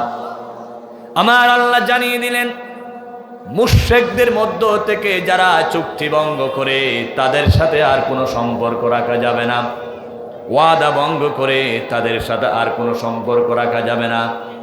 আমাদের দেশে যারা ওয়াদা ভঙ্গ করে তাদেরকে কি বলা হয়? আরো জোরে। ওয়াদা যারা ভঙ্গ করে, চুক্তি যারা ভঙ্গ করে, ওই মুশরিকদের সাথে সম্পর্ক রক্ষা না করে সম্পর্ক নষ্ট করার জন্য হুকুম দিলেন কে? আল্লাহ রাব্বুল আলামিন এই সূরার মধ্যে সম্পর্ক নষ্ট করার কথা বলেছেন, সেজন্য এই সূরাতে বিসমিল্লাহ নাই। আল্লাহ যেন জানিয়ে দিলেন যারা বিসমিল্লাহর সাথে সম্পর্ক নাই তাদের সাথে মুসলমানের কোনো সম্পর্ক নাই। ঠিক কিনা? এই সূরা দ্বারা আল্লাহ প্রমাণ করে দিলেন যারা বাংলাদেশ শাসন করেছেন প্রায় 17 বছরের কাছাকাছি, ওই জালেমদের সাথে মুসলমানদের সম্পর্ক নাই, কারণ তারা হলো বিসমিল্লাহ বিরোধী। ঠিক কিনা? সংবিধান থেকে বিসমিল্লাহকে মুছে নেওয়ার জন্য তারা আইন পাস করতে চাইছিল। ঠিক কিনা? তারা ঢাকা বিশ্ববিদ্যালয়ের মনোগ্রামে ইকরা বিসমি রাব্বিকাল্লাযী খালাক এই আয়াতটা তারা তুলে দিয়েছিল বিসমিল্লাহ বিরোধী জালেম সরকাররা। ঠিক কিনা? নজরুল ইসলাম কলেজের ইসলাম শব্দ সারা সহ্য করে নাই, ইসলামকে তুলে দিয়েছে, নজরুল কলেজ বানিয়ে দিয়েছে। ঠিক কিনা? ওই দলটার নাম ছিল বাংলাদেশ মুসলিম আওয়ামী লীগ। ওই দলটাই মুসলিম সহ্য করতে পারে নাই, বাংলাদেশ আওয়ামী লীগ নাম দিয়ে দিল। আসলে তাদের নামটা মুসলিম ছিল, ইসলাম শব্দ মুসলিম শব্দ তারা সহ্য করতে পারে নাই। ঠিক কিনা? বিশ্ববিদ্যালয়ের মনোগ্রামে ছিল রাব্বি জিদনি ইলমা, তারা এই আয়াত সহ্য করে নাই, সেই আয়াতকে তুলে দিয়েছিল। ঠিক কিনা? সুতরাং এই জালেম সরকার ছিল বিসমিল্লাহ বিরোধী সরকার, এই জালেম সরকার ছিল কোরআন বিরোধী সরকার, এই জালেম ছিল রাসূলের সুন্নাহ বিরোধী সরকার। আল্লাহ সূরাতুত তাওবা দিয়ে জানিয়ে দিলেন যারা বিসমিল্লাহর সাথে নাই মুসলমানরা তাদের সাথে নাই। আপনারা কি তাদের সাথে আছেন? কারা কারা আছে হাত তুলে দেখান দেখি তাদের সাথে আছেন কারা কারা আছেন? আর কি সাথে থাকবেন? এখনো অনেক জনে তাদের পক্ষে কথা বলে তাদেরকে নির্বাচন আসার সুযোগ করে দিতে হবে, তাদেরকে রাজনীতি করার সুযোগ করে দিতে হবে। সবাই বলো নাউজুবিল্লাহ। আল্লাহ রাসূলের হাদিস শুনুন, মান মাশা মা যালিমিন লিয়াকাউয়াহু ফাকাদ খারাজা মিনাল ইসলাম। রাসূল বলেছেন যারা জালেমের পক্ষে কথা বলে, জালেমকে নির্বাচন করার সুযোগ দেওয়ার কথা বলে, জালেমকে রাজনীতি করার সুযোগ দেওয়ার কথা বলে, আল্লাহর কোরআন আমার হাতে, কোরআন ধরে বলতেছি, রাসূলের হাদিস, তারা মুসলমান থেকে বের হয়ে যাবে আর তারা মুসলমান থাকতে পারে না, পারে না, পারে না। ঠিক কিনা? কারা? যারা জালেমের পক্ষে কথা বলে। জালেমের পক্ষে কথা বলে মুসলমান থাকা যাবে না। শরীয়তুল্লাহর কথা নাকি রাসূলুল্লাহর কথা? এই আপনারা বুঝেন না, বলেন না কার কথা? জালেমের পক্ষে থাকলে মুসলমান হওয়া যাবে। সুতরাং আপনারা দল হিসেবে অন্ধ হয়ে যাবেন না। আমি কোরআন ধরে বলতেছি, আমরা ওই দলের বিরোধিতা করার 1 নম্বর কারণ ছিল ওই দলটা ছিল বিসমিল্লাহ বিরোধী দল। ওই দলটা আল্লামা সাঈদীকে তাফসীর করতে দেয় নাই। ওই দলটা ইনজেকশন মারা আল্লামা সাঈদীকে জমিন থেকে বিদায় করেছে শুধু কোরআনের মাহফিল বন্ধ করে দেওয়ার জন্য। ওই দল বাংলাদেশে অসংখ্য মাহফিলের প্যান্ডেলে আগুন লাগাই দিয়েছে, অসংখ্য বক্তাকে জেলখানায় ঢুকিয়েছে, অসংখ্য বক্তাকে আয়না করে নির্যাতন করেছে একমাত্র কোরআনের কথা বলার কারণে। ওই দল সার্বভৌম ক্ষমতার মালিক জামাত নিজের ম্যানিফেস্টে সার্বভৌমত্ব ক্ষমতার মালিক আল্লাহ বলার কারণে জামাতকে ব্যান করে দিয়েছে। সুতরাং আল্লাহকে তারা পছন্দ করে না, রাসূলকে তারা পছন্দ করে না, তাদের সাথে সম্পর্ক রাখা মুসলমানদের পক্ষে জায়েজ নাই, হারাম হারাম হারাম হারাম, ঠিক কিনা? সে যদি আমার নিজের ভাইও হয়, রাসূল বলেছেন সম্পর্ক রাখা যাবে না। তোমার নিজের নেতা হলো, সম্পর্ক রাখা যাবে না। এমনকি তোমার মা বাপ যদিও বিসমিল্লাহ বিরোধী হয়, আল্লাহ বিরোধী হয়, তাদের সাথে সম্পর্ক রাখা যাবে। কোরআনুল কারীম পারা নম্বর হলো 21, পৃষ্ঠা নম্বর হলো 11, সূরার নাম হলো লোকমান। আল্লাহ রাব্বুল আলামিন বলেন, ওয়া ইন জাহাদাকা আলা আন তুশরিকা বিমা লাইসা লাকা বিহি ইলমুন ফালা তুতি'হুমা। আমার আল্লাহ বলেন, তোমার মা বাবাও যদি তোমাকে শিরিক করতে বলে, বিসমিল্লাহ বিরোধী কাজ করতে বলে, ফালা তুতি'হুমা, তাদের মানা যাবে না। আমরা আমাদের দলকে মানব ততক্ষণ তারা কোরআন মানে যতক্ষণ, আমাদের নেতাকে মানব যতক্ষণ কোরআন মানে ততক্ষণ। আমরা ওই দল করতে পারি না যেই দলে নারে তাকবীরের স্লোগান দেওয়া যায় না, ঠিক কিনা? বিশ্ব মুফাসসির আল্লামা সাঈদী সাহেব বারবার বলতেন, মুসলমান ওই দল কেমনে করে যেই দলে নারে তাকবীরের স্লোগান দেয় না। মিটিংয়ের শুরুতে, জনসভার শুরুতে উঠে হাজার বছরের অমুককে স্মরণ করে, আমার আল্লাহকে স্মরণ করে না। যারা আল্লাহর জমিনে মিছিলে মিটিংয়ে আল্লাহর নাম নেয় না, তাদের দল মুসলমানদের করা জায়েজ আছে নাকি? হারাম। আল্লাহর দল করা, আল্লাহর নাম যারা নেয় না, নারে তাকবীরের স্লোগান যেই দলে থাকে না, সেই দল মুসলমানদের করা জায়েজ নাই, জায়েজ নাই, ঠিক কিনা? কোরআনুল কারীম পারা নম্বর হলো 29, সূরার নাম হলো মুদ্দাসসির, আয়াত নাম্বার হলো 3। আল্লাহ বলেন, ইয়া আইয়ুহাল মুদ্দাসসির কুম ফাআনযির ওয়া রাব্বাকা ফাকাব্বির। হে কম্বল আবৃত রাসূল, কুম দাঁড়ান, ফাআনযির সতর্ক করুন, ওয়া রাব্বাকা ফাকাব্বির আপনার রবের নামে তাকবীর বলুন। সুতরাং স্লোগান হবে কার নামে? মিছিল হবে কার নামে? জনসভা হবে কার নামে? মিটিং হবে কার নামে? মুসলমান ওই দল করা জায়েজ নয় যেই দলের মধ্যে নারে তাকবীরের স্লোগান নাই, ওই দল করা হারাম। কারণ আমরা স্লোগান দেব, মিছিল করব, মিটিং করব একজনকে খুশি করার জন্য, তিনি কে? সুতরাং চিৎকার দিয়ে বলেন, আওয়াজ চলবে কার? তাকবীর চলবে কার? যার যা শক্তি আছে সকল শক্তি উজাড় করে আল্লাহর নামে তাকবীর দিন, লিল্লাহি তাকবীর। আরো জোরে, পিছনে বাইরা বলতেছে না, লিল্লাহি তাকবীর। কোরআন আছে যেখানে, কোরআন নাই যেখানে, কোরআন আছে যেই দলে, কোরআন নাই যেই দলে, নারে তাকবীর যেই দলে, নারে তাকবীর নাই যেই দলে। ওয়াদা কিন্তু, ঠিক আছে? ওয়াদা সবসময় মনে রাখবেন, যেই দলের মধ্যে আল্লাহর নাম নাই সেই দল মুসলমান করতে পারে না। আজকের সূরার প্রথম শিক্ষা, এই সূরার 112 নম্বর আয়াত আমি আপনাদের সামনে তেলাওয়াত করলাম। আল্লাহ রাব্বুল আলামিন 12 নম্বর আয়াতে, 112 নম্বর আয়াতে 9টি গুণের কথা বলছেন। কয়টি গুণ? আরো জোরে। খাঁটি মুমিন যারা, তাদের জন্য কয়টি গুণ? 9টি। এখন বাজে কয়টা? ঘড়ি দেখেন তো কয়টা? 9টা। মিনিট বেশি হতে পারে, কিন্তু তা কত গুণ থাকবে? কয়টা? আপনি যে মুমিন, এটা কপালে লিখে থাকবে না, ফেসবুকে লিখে থাকবে না, পোস্টার থাকবে না, লিফলেট থাকবে না, বিজ্ঞাপন থাকবে না। আপনি যে মুমিন, তার পরিচয় হলো 9টা গুণ। কয়টা গুণ? এই 9টা গুণ যার মধ্যে থাকবেই তারাই হলো খাঁটি মুমিন। আল্লাহ বলেন, ওয়াবাশশিরিল মুমিনিন, তাদের জন্য সুসংবাদ। কে দিলেন? 1 নাম্বার গুণ হলো التائبون العابدون الحامدون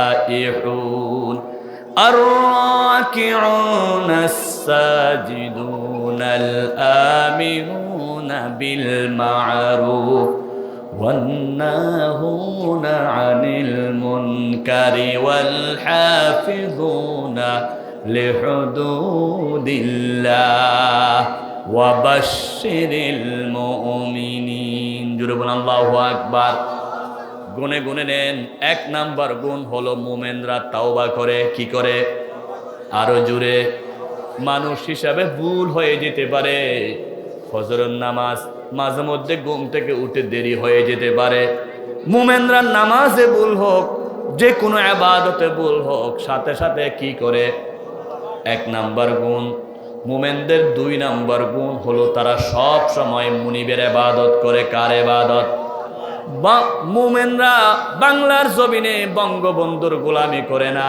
বাবার গোলামি করে না একজনের গোলামি করে তিনি কে মুমিনদের তিন নাম্বার গুণ হলো মুমিনরা সব সময় আল্লাহর প্রশংসা করে কার প্রশংসা করে নির্বাচনও আল্লাহর প্রশংসা বুদ্ধিতে আল্লাহর প্রশংসা সকালও আল্লাহর প্রশংসা মুমিনদের চার নাম্বার গুণ হলো মুমিনরা নিয়মিত রোজা রাখে আল্লাহকে খুশি করার জন্য প্রয়োজনে খাবার ত্যাগ করে পানি ত্যাগ করে সবকিছু ত্যাগ করে আমার আল্লাহকে খুশি করার জন্য মুমিনের পাঁচ নাম্বার গুণ হলো মুমিনরা রুকু করে আল্লাহকে খুশি করার জন্য ছয় নাম্বার গুণ হলো মুমিনরা কোনো বাবার কাছে গিয়ে মাজারে গিয়ে সিজদা মারে না সিজদা দেয় একজনকে খুশি করার জন্য তিনি কে সাত নাম্বার গুণ হলো মুমিনরা সব সময় হক কথা বলে অন্যায়ের বিরুদ্ধে প্রতিবাদ করে সৎ কথা বলে আট নাম্বার গুণ হলো যেখানে অন্যায় দেখে মত হয় জুয়া হয় জানা হয় সেখানে মুমিনদের প্রতিবাদ আছে কি নাই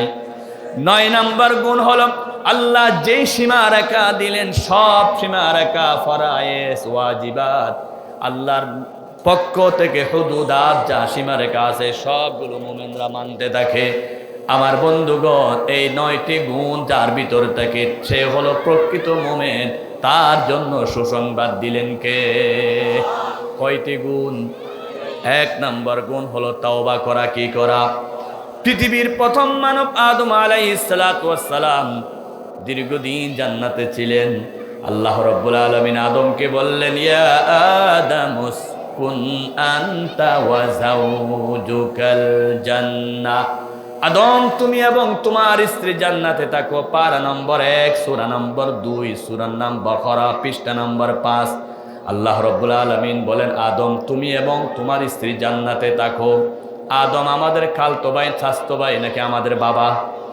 সকলের বাবার নাম আদম আদম আলাইহিস সালাতু ওয়াস সালাম জান্নাতে থাকলেন আমাদের মাও জান্নাতে থাকলেন জান্নাত থেকে দুনিয়া আসলেন বিভিন্ন ঘটনার কারণে দুনিয়া আসার সাথে সাথে আদম যে কাজটা করেছিল সেই কাজটা হলো তাওবা আল্লাহ রাব্বুল আলামিন বলেন পারা নম্বর 1 পৃষ্ঠা নম্বর 5 সূরার নাম বাকারা আল্লাহ রাব্বুল আলামিন বলেন 15 নম্বর লাইনে ফাতালাক্কা আদামু মির রাব্বিহি কালিমাতিন ফাতাবা আলাইহি আদম আলাইহিস সালাতু ওয়াস সালামকে আমি আল্লাহ কিছু বাক্য শিক্ষা দিলাম তিনি সেগুলো দিয়ে তাওবা করলেন আদম তাওবা করেছেন কি দিয়ে কোন দোয়া দিয়ে সবাই জানেন তো বলুন রব্বানা যালামনা আনফুসানা ওয়া ইল্লাম তাগফির লানা ওয়া তারহামনা লানাকুনান্না মিনাল খাসিরিন কোরআনুল কারীম পারা নম্বর 8 পৃষ্ঠা নম্বর হলো 12 সূরার নাম হলো আরাফ আল্লাহ রাব্বুল আলামিন সেই সূরার মধ্যে 12 নম্বর পৃষ্ঠায় প্রথম লাইনের মধ্যে আয়াতটা আল্লাহ নাযিল করলেন আদম আলাইহিস সালাতু ওয়াস সালাম তাওবা করলেন আল বিদায়া ওয়ান নিহায়া কিতাবে লেখা আছে 360 বছর তাওবা করলেন অন্যান্য কিতাবে আছে 600 বছর 600 বছর আদম আলাইহিস সালাতু ওয়াস সালাম যদি 400 বছর 300 বছর তাওবা করেন একটা ভুলের কারণে আমরা আদমের সন্তান হয়ে আমাদেরকেও বারবার তওবা করা দরকার আছে কি নাই আমার রাসূল বলেন হাদিস সাক্ষী রাসূল করিম সাল্লাল্লাহু আলাইহি ওয়াসাল্লাম বলেন আতুবু ইলাল্লাহ তোমরা সবাই আল্লাহর দরবারে তওবা করো কেননা আমি আল্লাহ রাব্বুল আলামিনের দরবারে দিনই 100 বার তওবা করে কয়বার তওবা করি আল্লাহ নবীর কোনো গুনাহ ছিল না, আল্লাহ নবীর কোনো অপরাধ ছিল না। অপরাধ না থাকার পরেও মুসলিম শরীফের হাদিস, রাসূল বলেন আইয়ুহান নাসু তুবু ইলাল্লাহি ওয়াস্তাগফিরহু ফাইন্নী আতুবু ইলাইহি মিআতু মাররা। আমি দিনে 100 বার তাওবা করি। আদম নবী তাওবা করলেন, নূহ নবী তাওবা করলেন, ইউনুস নবী তাওবা করলেন, ইব্রাহিম নবী তাওবা করলেন। এমন একজন নবী না যে নবী তাওবা করেন নাই, সকল নবীরা তাওবা করলেন। আমাদের নবী দিনে 100 বার তাওবা করতেন। সুতরাং আমাদের 1 নম্বর ইবাদত হওয়া দরকার তাওবা। কি হওয়া দরকার? আল্লাহ রাব্বুল আলামিন বলেন সূরাতুত তাহরিম, ইয়া আইয়ুহাল্লাযীনা আমানু তুবু ইলাল্লাহি তাওবাতান নাসুহা। হে ঈমানদারগণ, আল্লাহর দরবারে তাওবায়ে নাসুহা করো। লাভ কি হবে? আসা রাব্বুকুম আইয়ুকাফিরা আনকুম সাইয়্যাতিকুম। আল্লাহর দরবারে যদি তাওবার মতো তাওবা করো, জীবনে যত ভুল করেছো সব ভুল মাফ করে দিবেন কে? শুধু মাফ করে দিবেন না, ওয়ায়ুদখিলকুম জান্নাতিন তাজরি মিন তাহতিহাল আনহার। এমন জান্নাতে তোমাদেরকে প্রবেশ করাবে যে জান্নাতের তল দেশ দিয়ে আল্লাহ রাব্বুল আলামিন নহর নদী প্রবাহমান করাবেন। শুধু তাই নয়, ইয়াউমা লা ইউখজিল্লাহুন নাবিয়্যা, যেদিন নবীরা পর্যন্ত চিন্তিত হয়ে যাবে, সেই হাসরের দিনে কোনো চিন্তা থাকবে না যারা সব সময় তাওবা করে। আল্লাহ রাসূল বলেন আত-তাইবু মিনাজ যামবি কামান লা যামবালা। দুনিয়ার কোনো বান্দা যদি গুনাহ করার পর, অপরাধ করার পরে তাওবার মতো তাওবা করে, আমার আল্লাহ বলেন তাদের গুনাহ থাকবে না, তারা যেন কোনো গুনাহই করে নাই সেরকম পবিত্র করে দিবেন কে? আল্লাহ রাব্বুল আলামিন বান্দাকে দয়া করে বলেন, বান্দা তোমার গুনাহ যদি শামিয়ানা পরিমাণ হয়, আমার রহমত হলো আকাশ পরিমাণ। তোমার গুনাহ যদি সাগরের ফেনা পরিমাণ হয়, আমার রহমত হলো সাগরের পানি পরিমাণ। তোমার গুনাহ তত বড় হোক না কেন, তার চাইতে আমার রহমত আরো বেশি না কম। আল্লাহ রাব্বুল আলামিন বলেন সূরাতুজ জুমার 24 নম্বর পারা 3 নম্বর পৃষ্ঠায় আল্লাহ বলেন, কুল ইয়া ইবাদিয়াল্লাযীনা আসরাফু আলা আনফুসিহিম লা তাকনাতু মির রাহমাতিল্লাহ ইন্নাল্লাহা ইয়াগফিরুয যুনুবা জামিআ ইন্নাহু হুয়াল গফুরুর রাহিম। জোরে বলুন আল্লাহু আকবার। আমার আল্লাহ বলেন, বান্দা নবী আপনি আমার বান্দাদেরকে জানিয়ে দেন, ইয়া ইবাদিয়াল্লাযীনা আসরাফু আলা আনফুসিহিম, হে আমার বান্দারা, তোমরা যদি কোনো কারণে গুনাহ করে ফেলো, নিজের উপর নিজে ইসরাফ করো, সীমা লঙ্ঘন করো, গুনাহ করতে করতে জীবন নষ্ট করে দিয়েছো, লা তাকনাতু মির রাহমাতিল্লাহ, আমার রহমত থেকে তোমরা দূরে সরে যেও না। তোমরা যত গুনাহ করেছো তার চাইতে আমার রহমত আরো বেশি। আল্লাহু আকবার। আল্লাহ রাব্বুল আলামিন বলেন, বান্দা যখন তাওবার মতো তাওবা করে, কোরআন কারীম পারা নম্বর হলো 19, পৃষ্ঠা নম্বর হলো 5, সূরার নাম হলো সূরা ফুরকান, আয়াত নাম্বার হলো 78। আল্লাহ বলেন, ইল্লা মান তাবা ওয়া আমানা ওয়া আমিলা আমালান সালিহা ফাউলাইকা ইউবাদদিলুল্লাহু সাইয়্যাতিহিম হাসানাত। জোরে বলুন আল্লাহু আকবার। আল্লাহ রাব্বুল আলামিন বলেন, বান্দা যখন নাকি আফসোস করে লজ্জিত হয়ে যায়, আল্লাহর দরবারে বলে, আল্লাহ তুমি মাফ করে দাও। ফকিররা যদি এক দরজায় ভিক্ষা না পায় অপর দরজায় যায়, আমরা তোমার রহমতের ফকির, তুমি আল্লাহ ছাড়া কোনো দরজা নাই।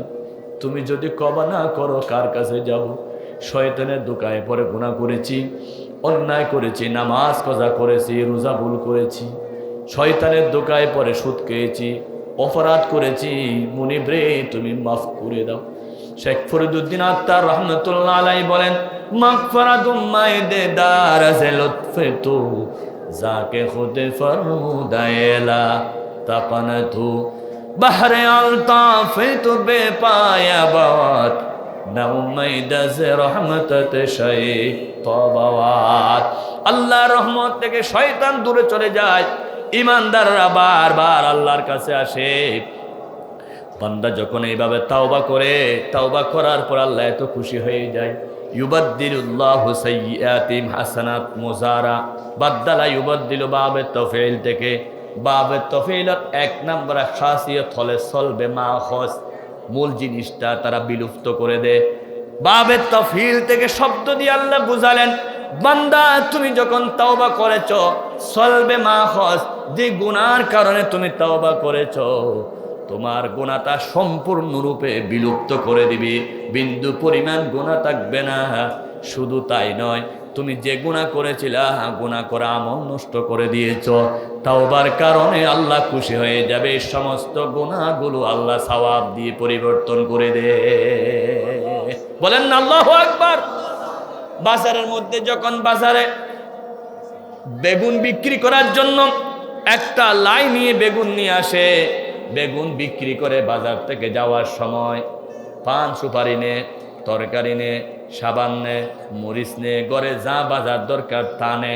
আসার সময় লাইয়ের মধ্যে শুধু কিন্তু বেগুন ছিল, শুধু মূলা ছিল, শুধু তরকারি ছিল। যাওয়ার সময় অনেক কিছু পরিবর্তন করে নিয়ে যায়। আমার আল্লাহ বলেন, বান্দা যখন মাহফিলে আসে, বান্দা যখন মসজিদে যায়, বান্দা যখন তাফসীর মাহফিলে হাজির হয়ে যায়, ওই বান্দা তাফসীর মাহফিলে আসছিল, জাহান্নামে দুজুকে তার নামটা ছিল, যাওয়ার সময় জান্নাতে তার নাম উঠে যায়। সুবহানাল্লাহ। বান্দা আসছিল গুনার গাঁটুরি মাথায় নিয়ে, যাওয়ার সময় সমস্ত গুনাহকে পরিবর্তন করে সওয়াব বানাইয়া দেন কে? পিছনের বাইরে আল্লাহর নাম নিতে লজ্জা লাগে। বলুন, সব গুনাহ সওয়াব পরিবর্তন করে দিয়ে জয় বাংলা। বলেন না, তো আল্লাহর নাম না নিলে কার নাম নিবেন? বলুন না, সব গুনাহ পরিবর্তন করে দেন কে? সওয়াব দিয়ে পরিবর্তন করে দেন কে? সেই আল্লাহর দরবারে তওবা করা দরকার আছে কি নাই? তওবা করবেন না কারা কারা হাত তুলুন। দেখছেন, মনোযোগ নাই। আজকে তওবা করে বাড়ি যাব, মাহফিল থেকে নেককার বান্দা হয়ে যাব। কারা কারা দুই হাত তুলে বলুন, লিল্লাহি তাকবীর। তওবা আছে যেখানে, তওবা নাই যেখানে, লিল্লাহি তাকবীর। আমার বন্ধুগণ, তওবা মানে খানটানা খাওয়া নয়, তওবা মানে গালে থাপ্পড় খাওয়া নয়। তওবার 5টি অর্থ রয়েছে, 5টি শর্ত। এক নাম্বার শর্ত হলো আন্নাদামাতু, লজ্জিত হওয়া। আপনি যে গুনাহ করেছেন, আপনাকে লজ্জিত হতে হবে। একজন জানাকার মানুষ জানা করার পরে ধরা পড়লে সবার সামনে সে লজ্জিত হয় কিনা? জানা করার পরে যেমন লজ্জিত হলেন, আল্লাহর দরবারে সুদীরও লজ্জিত হবে, আমি সুদ খেয়েছি। ঘুষখোররা লজ্জিত হতে হবে, আমি ঘুষ খেয়েছি। খুন যারা করে তারা লজ্জিত হতে হবে, আমি মানুষ খুন করেছি। দীর্ঘ 17 বছরে যত খুন করেছে, বাংলাদেশ স্বাধীন হওয়ার পরে এরকম খুন আর করে কেউ করতে পারে নাই, ঠিক কিনা? এক নম্বরে জালেমরা খুন করেছে 28 অক্টোবর লগি বইটা দিয়ে, ঠিক কিনা? তাদের নেত্রী নির্দেশ দিয়েছিল, তোমরা লগি বইটা নিয়ে আসো। শুধু আসে নাই, মানুষ মারার পরে সেই মানুষের উপর নাচানাচি করেছে 28 অক্টোবরের দিন, ঠিক কিনা? কি জঘন্য অপরাধ! পৃথিবীতে কোনো মানুষ এরকম অপরাধ করতে পারে না। আমার ড্রাইভার গাড়ি নিয়ে আসতেছে,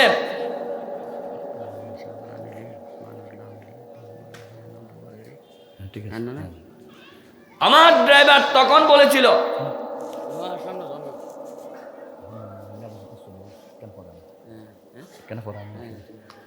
আমার ড্রাইভার গাড়ি নিয়ে আসতেছে, একটা সাপ যখন দেখলো ড্রাইভার ব্রেক করলেন। কি হয়েছে? বলে সাপ।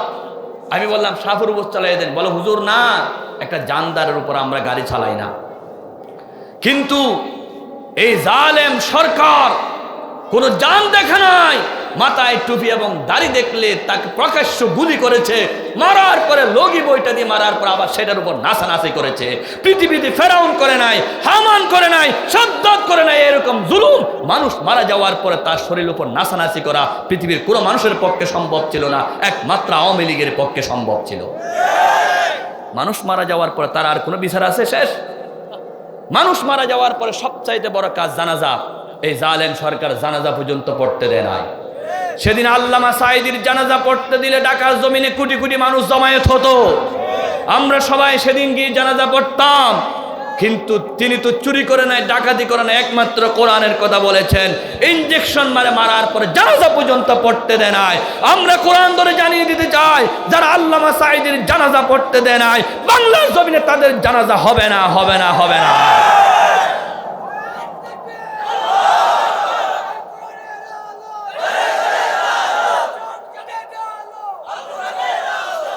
মানুষ মারা যাওয়ার পরে জানাজাতে নিষেধ করো, এটা কেমন রাজনীতি? পৃথিবীতে আর কোনো জায়গায় দেখলাম না, শুধু বাংলাদেশে জানাজা পড়তে দেয় না। কতজনকে এরকম মারছে? বাংলাদেশ রক্ষা করার জন্য সবচাইতে বড় দামি হলো সেনাবাহিনী। পিলখানা বিডিআর হত্যায় সেই সেনাবাহিনীদেরকে হত্যা করেছে, একজন দুজন নয়, 57 জনকে হত্যা করেছে, ঠিক কিনা? মানুষের প্রতি তাদের মায়া ছিল না। দিন রক্ষা করার জন্য, কোরআন রক্ষা করার জন্য সবচাইতে বড় ভূমিকা রাখে আলেমরা। তারা অসংখ্য আলেম হাফেজকে হত্যা করেছে শাপলা চত্বরে 5ই মে, ঠিক কিনা? তাদের হাতে কেউ নিরাপদ নাই। সাঈদী সাহেব নিরাপদ নাই, বিডিআর নিরাপদ নাই, সেনাবাহিনী নিরাপদ নাই, ছোট ছোট হাফেজরা নিরাপদ নাই, আলেমরা নিরাপদ নাই, কেউ নিরাপদ নাই। একমাত্র নিরাপদ ছিল তাদের সোনার ছেলেরা, ঠিক কিনা? এবং আমাদের দেশের বিধর্মীরা তাদের কাছে খুব নিরাপদ ছিল, এটা অসুবিধা নাই। কিন্তু আলেম ওলামা কি অপরাধ করেছিল? দাড়িটুপিওয়ালা কি করেছিল? শুধু হত্যাই করেছে। সুতরাং আপনাকে লজ্জিত হতে হবে, আসলে আমি ভুল করেছি, আসলে আমি মানুষ হত্যা করেছি, লজ্জিত হতে হবে কিনা? মিডিয়ার মধ্যে বলেছিল বৈষম্য বিরোধী ছাত্র আন্দোলনরা আমাকে ক্ষমতা থেকে নামাতে চায়, আমার দোষটা কি? বলছিল না, আমার দোষটা কি? আল্লাহর কোরআন ধরে বলতেছি, তোমার 1 নাম্বার দোষ হলো তুমি মানুষের রক্ত নিয়ে খেলা করেছ, মানুষ খুন করেছ, আলেম হত্যা করেছ, বিডিআর হত্যা করেছ, সেনাবাহিনী হত্যা করেছ, শেষ পর্যন্ত আল্লামা সাঈদীকে হত্যা করেছ, নিষ্পাপ মাসুম বাচ্চাদেরকে হত্যা করেছ, বৈষম্য বিরোধী হাজার হাজার ছাত্রকে তোমরা হত্যা করেছ। এর চাইতে বড় দোষ আর কিছু হতে পারে না, ঠিক কিনা বলেন? আমার বন্ধুগণ, তাওবার 1 নাম্বার শর্ত হলো লজ্জিত হওয়া। 2 নাম্বার শর্ত হলো গুনাহ করেছে স্বীকার করা, আমি গুনাহ করেছি, আমি অপরাধী, আমি খুন করেছি। 3 নাম্বার শর্ত হলো আত্মারকু, এই গুনাহ থেকে ছেড়ে আসা। 4 নাম্বার শর্ত হলো আল জাযাম বিল আযাম, জীবনে কোনোদিন আর গুনাহ করব না বলে সিদ্ধান্ত নিতে হবে। সুদের বিরুদ্ধে তওবা করবেন, আবার সুদ খাবেন। জেনা না করার তওবা করবেন, আবার জেনা করবেন, এটা হতে পারে না। এই শর্তগুলো দিয়ে যখন তওবা করেন, আল্লামারা বলেন, মুফাসসিররা বলেন, নিচে আগুন জ্বললে উপরে যেমন ধোঁয়া দেখা যায়, বিরিক পিল্লুর উপরে ধোঁয়া দেখা যায় কিনা? নিচে আগুন জ্বললে যখন ধোঁয়া দেখা যায়, যার কলবের মধ্যে তওবার আগুন জ্বলে তার চোখে পানি দেখা যায়, অনুসূচিত হয়ে যায়, আমি তো ভুল করেছি। 5 নাম্বার শর্ত হলো দুনিয়ার কোনো হক যদি কারো বান্দার হক যদি আপনার উপর থাকে, সেটা অবশ্যই আদায় করতে হবে।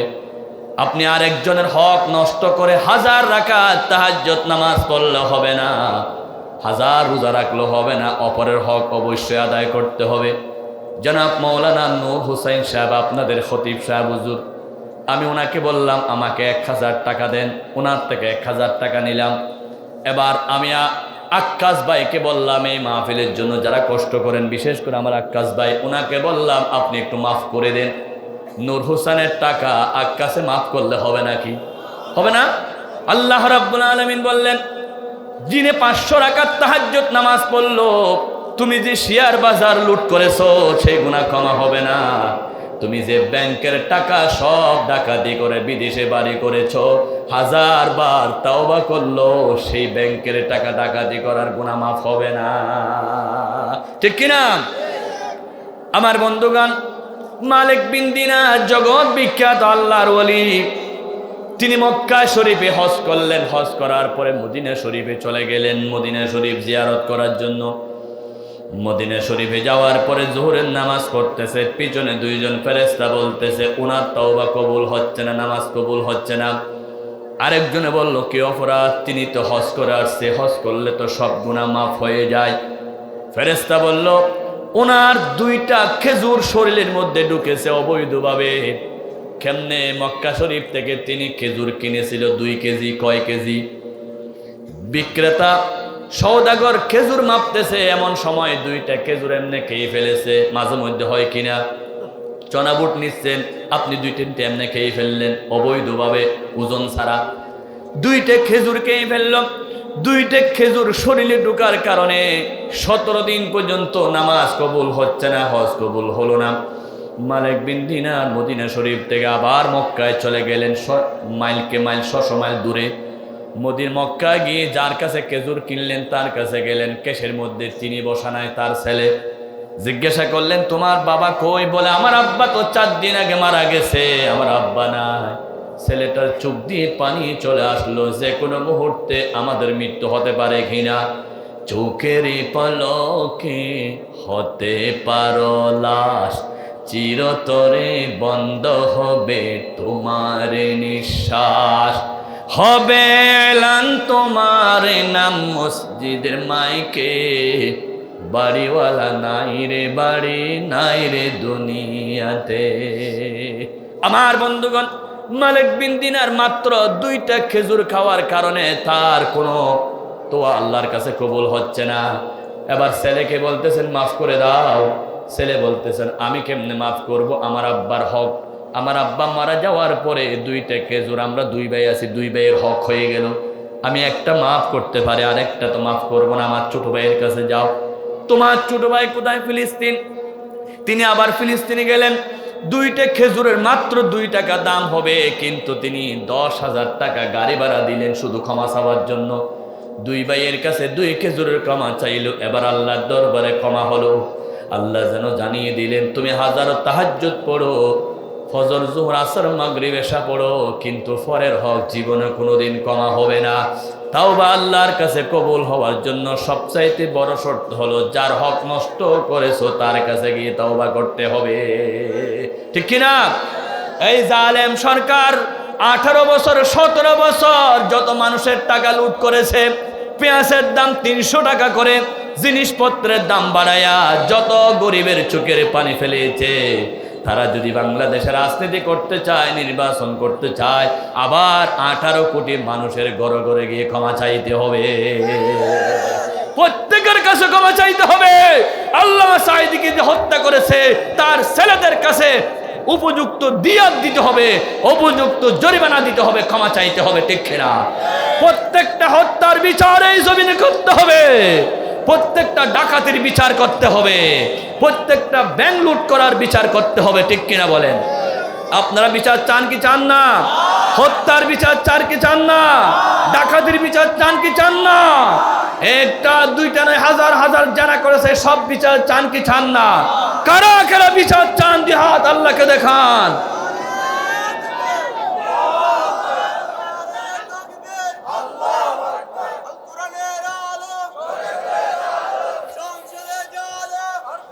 আলহামদুলিল্লাহ, আলহামদুলিল্লাহ। আপনাদের ইমানের জোর কমে গেছে। এই ছেলেটা খুব দামি কথা বলেছে সংসদে। কারণ কি জানেন? বাংলাদেশ স্বাধীন হওয়ার পরে আমরা শুনেছিলাম সোনার বাংলা। কি বাংলা? আমার সোনার বাংলা, আমি তোমায় ভালোবাসি। সোনার বাংলায় সোনা দিতে পেরেছে নাকি? সোনার বাংলার সময় বঙ্গবন্ধু স্থপতি বাংলাদেশের তিনি বলেছিলেন, আমার ডানে চুর, বামে চুর, সামনে চুর, পিছনে চুর, 750 কোটি কম্বল আমারটা গেল কই। সুতরাং সোনার বাংলা মানে চুরের বাংলা। ঠিক কিনা? এরপরে শুনলাম রূপার বাংলা। কি বাংলা? রূপার বাংলা মানে আবার ডাকাতি। সবখানে ডাকাতি চলেছিল কিনা মুরব্বীরা সাক্ষী দেন। ডাকাতি হয়েছিল কিনা? এরপরে শুনলাম আধুনিক বাংলা। কি বাংলা? আধুনিক বাংলা কোনো মুক্তি নাই, তখন হলো শেয়ার বাজার লুট করার বাংলা। ঠিক কিনা? এরপরে শুনলাম ডিজিটাল বাংলা। কি বাংলা? যাওয়ার আগে সরকার ঘোষণা দিয়েছিল স্মার্ট বাংলা। কি বাংলা? স্মার্ট বাংলা মানে পদ্মা সেতু। তারা বলছিল স্মার্ট বাংলা মানে মেট্রো রোড। আমার বাংলাদেশের জনগণ, আপনারা পদ্মা সেতু দেখেছেন, কিন্তু পদ্মা সেতুকে লক্ষ্য করে কয় হাজার কোটি টাকা চুরি করেছে সেটা জানেন না। মেট্রো রুল দেখেছেন, এই মেট্রো রুলকে ব্যবহার করে কত হাজার কোটি টাকা যে লুট করেছে সেটা কিন্তু জানেন না। ঠিক কিনা? সুতরাং ডিজিটাল বাংলা আর স্মার্ট বাংলা মানে হচ্ছে খুনের বাংলা, স্মার্ট বাংলা মানে হচ্ছে চোরের বাংলা, স্মার্ট বাংলা হচ্ছে আল্লামা সাঈদীকে ফাঁসি দেওয়ার বাংলা। আমরা সোনার বাংলা দেখি সোনা পাই না, রূপার বাংলা দেখেছি রূপার পাই নাই, আধুনিক বাংলা দেখেছি মুক্তি পাই নাই, ডিজিটাল বাংলায় শান্তি পাই নাই, স্মার্ট বাংলায় আমাদের কোনো উপায় হলো না, নির্যাতনের স্টিম রোলার চালানো হলো, ঠিক কিনা? কয় বাংলা দেখছি? 5 বাংলা। কয় বাংলা? সোনার বাংলা, রূপার বাংলা, আধুনিক বাংলা, ডিজিটাল বাংলা, স্মার্ট বাংলা, সব দেখা শেষ। এবার দেখতে চাই আল কোরআনের বাংলা, এবার দেখতে চাই আল্লাহর কোরআনের বাংলা। কারা কারা চান আল্লাহকে 2 হাত তুলে দেখান।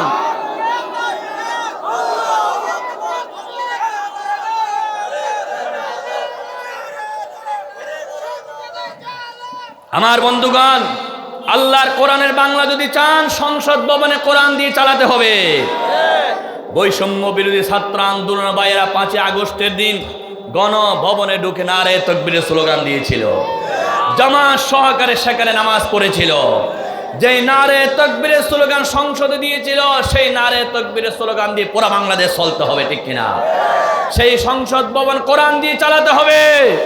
যদি আল্লামা সাঈদীর মতো একজন এমপি পাঠাতে পারেন, তিনি যেমন হকের কথা বলেছেন, 300 জন এমপি যদি আল্লামা সাঈদীর মতো হক্কানি হয়ে যায়, তাহলে পুরা বাংলাদেশ হয়ে যাবে জেনা মুক্ত, চোর মুক্ত, ডাকাত মুক্ত, সন্ত্রাস মুক্ত, চাঁদাবাজ মুক্ত হয়ে যাবে, ঠিক কিনা? আমরা চাঁদাবাজের বিরুদ্ধে জিহাদ করেছি, আর নতুন করে কেউ চাঁদাবাজি করুক আমরা সহ্য করতে পারি না, কেউ দুর্নীতি করুক আমরা সহ্য করতে পারি না। আমাদের বাংলাদেশে থাকতে হলে আর দুর্নীতি করা যাবে না, চুরি করা যাবে না, ডাকাতি করা যাবে না। আপনারা কি চুরি বন্ধ করতে চান? ডাকাতি বন্ধ করতে চান? জানা বন্ধ করতে চান? সুদ বন্ধ করতে চান? তাহলে আল্লামা সাঈদীর মতো এমপি পাঠান সংসদ ভবনে, ঠিক কিনা? পুরা বাংলাদেশ থেকে যদি আল্লাহর কোরআনের কর্মীরা এমপি হয়ে যায়, যারা দিনের কথা বলে মাঠে ময়দানে সেই জামাত ইসলাম সহ ইসলামের কাজ যারা করে, এরকম মর্দে মুজাহিদ আল্লামা সাঈদীর উত্তরসূরি যদি এমপি হয়ে যায়, আর চুরি থাকবে না, ডাকাতি থাকবে না। এটাই হলো কোরআনের বাংলা। কি বাংলা? আই ছেলেরা আই মেয়েরা ফুল তুলিতে যায়, ফুলের মালা গলায় দি মামার ভারী যায়। আজকে থেকে স্লোগান হবে, আই ছেলেরা আই মেয়েরা কোরআন শিখতে যায়, কোরআন শরীফ শিক্ষা ছাড়া জাতির উপায় না। কিসের বাংলা চাই? বলেন না, কিসের বাংলা? সংসদে কোরআনকে আমাদেরকে পৌঁছাতে হবে, ঠিক কিনা? সেজন্য এই ছেলে যে বলেছেন আল্লাহর কোরআনের কি চাই? সংসদে যে আলো, কোরআনের আলো সংসদে যে আলো, ইনশাআল্লাহ বলুন ইনশাআল্লাহ, সেই সংসদ যাতে আল্লাহ আমাদেরকে দেখার তৌফিক দান করে। তাহলে তওবা হলো মানুষের হক আদায় করতে হবে, আল্লাহর হক আদায় করতে হবে, আল্লাহর কাছে অনুশোচনা করতে হবে, যতজনে যত হক পাচ্ছে সব হক দিতে হবে। রাসূল করিম সাল্লাল্লাহু আলাইহি ওয়াসাল্লামের কাছে একজন মহিলা আসলেন, হুজুর ইন্নী জানাইতু, আমি জিনা করেছি, আমাকে তাওবার ব্যবস্থা করুন। আমার রাসূল চেহারা ফিরাই ফেললেন, বুখারী শরীফের হাদিস। মহিলা সেদিকে গিয়ে বললেন, আমাকে তাওবার ব্যবস্থা করুন। ওই মহিলা কথা বলার পরে নবীজি আবার চেহারা ফিরে ফেললেন। মহিলা বলেন, ইন্নী জানাইতু আসাবতু হাদ্দান, আমি জিনা করেছি, আমার উপর হদ সীমা, আমার উপর শাস্তি প্রয়োগ করুন। আল্লাহ রাসূল বললেন, তুমি যে জিনা করেছো তোমার পেটে বাচ্চা হয়েছে কি? বলে যে আমার পেটে একটা বাচ্চা হয়েছে। রহমতের নবী বললেন, তুমি অপরাধ করেছো, পেটের বাচ্চা তো কোনো অপরাধ করে নাই, চলে যাও, বাচ্চা হলে তার উপরে আসবা। আমার নবী সেখানে র্যাব পাঠান নাই, পুলিশ পাঠান নাই, বিডিআর পাঠান নাই, সেনাবাহিনী পাঠান নাই, গোয়েন্দা পাঠান নাই, মোসাদ পাঠান নাই, র পাঠান নাই, সাংবাদিক পাঠান নাই, বাচ্চাটা কখন হয় খবর নাও। কিন্তু মহিলার অন্তরে আল্লাহর ভয়, অনুশোচনার আগুনে তিনি জ্বলতেছে, হায় রে হায়, আমি তো জিনা করেছি, জিনার শাস্তি যদি আল্লাহ প্রয়োগ করে জাহান্নামের আগুন তো আমি সহ্য করতে পারবো না। আমার নবী যদি এই জমিনে জিনার শাস্তি প্রয়োগ করে আমি জাহান্নামের আগুন থেকে বেঁচে যাব। একজন মহিলার সবচাইতে কঠিন বিপদ হলো পেটে বাচ্চা হওয়া। আল্লাহ রাব্বুল আলামিন বলেন কোরআনুল কারীম পারা নম্বর 26 পৃষ্ঠা নম্বর 2 সূরা নাম আহকাফ আয়াত নম্বর 15 লাইন নম্বর 11 রুকু নম্বর 2 আমার আল্লাহ বলেছেন ওয়া ওয়াসাইনাল ইনসানা বিওয়ালিদাইহি ইহসানা হামালাতুহু উম্মুহু কুরহান ওয়া ওয়াদাআতুহু কুরহা। পৃথিবীর মানুষ তোমরা কোনোদিন মা বাবাকে কষ্ট দিও না, মা বাবার সাথে ভালো আচরণ করো। আহসিনু ফিল মাযুফ ইহসানান মাফউল মাতলাব। বিশেষ করে তোমার মা দীর্ঘ 10 মাস ধরে তোমাকে পেটে রেখেছে, কত কষ্ট হয়েছে একমাত্র মা ছাড়া কেউ জানে না। আপনি বাজার থেকে বাজার আনতেছেন, ডান হাত থেকে বাম হাতে, বাম হাত থেকে ডান হাতে হাত পরিবর্তন করলেন, কিন্তু মা যে সন্তানকে পেটে নিল, বাথরুমে গেল এই সন্তান পেটে, ঘুম গেল এই সন্তান পেটে। 10টি মাস মায়ের আরামের ঘুমকে হারাম করে ফেললো সন্তানরা। যেদিন সন্তান দুনিয়া আসবে সেদিন কত মা দুনিয়া থেকে মারা যায় ডেলিভারির যন্ত্রণায়। আল্লাহ বলেন কোনোদিন মাকে কষ্ট দিও না। তুমি দুনিয়া আসার দিন মাকে যে কষ্ট দিয়েছো, বিজ্ঞানীরা বলেছেন 20টা হাড় ভেঙে গেলে যত কষ্ট হয় তার পরিমাণ 47 ইউনিট, আর ডেলিভারির সময় মায়ের কষ্ট হলো 57 ইউনিট। এত কষ্ট, মানুষের চিৎকার, আকাশ কাঁদে বাতাস কাঁদে। ওই মাকে কষ্ট দিও না। তুমি 70 বছর যদি সেবা করো, ডেলিভারির কষ্টের ঋণ পরিশোধ হবে না।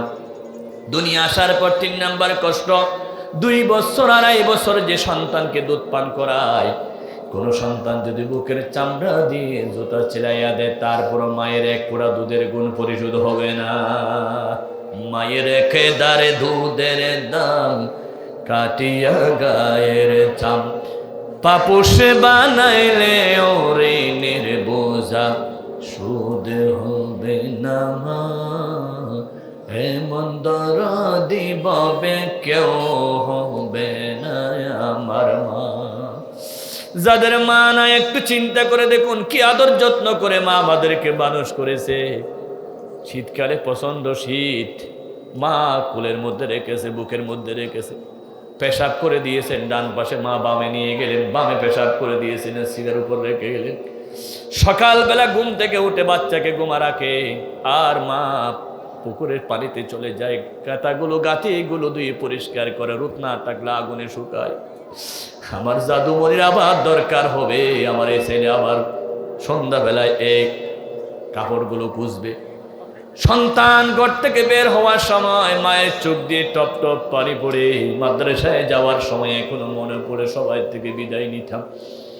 মা বিদায় দিয়ে 1 মুষ্টি টাকা দিয়ে দরজায় দাঁড়িয়ে থাকতো, যত দূর দেখা যেত মা দেখে দেখে চোখের পানি ফেলতো। যার মা নাই, খাদার মতো কেউ নাই, বাহির থেকে যান, রাতের 2টা 3টা বাজে, একটা ডাক দিবেন, মা সাথে সাথে দরজা খুলে দে। বউ ঘুমায়, ছেলে ঘুমায়, যেজন না ঘুমাইয়া বসে থাকে তার দা বলো মা। আল্লাহর পরে নবী আমার, তার পরে মা জননী, মাঝে আমার নয়নের মনি। মা কত দরদি, ভাষায় প্রকাশ করা যাবে না।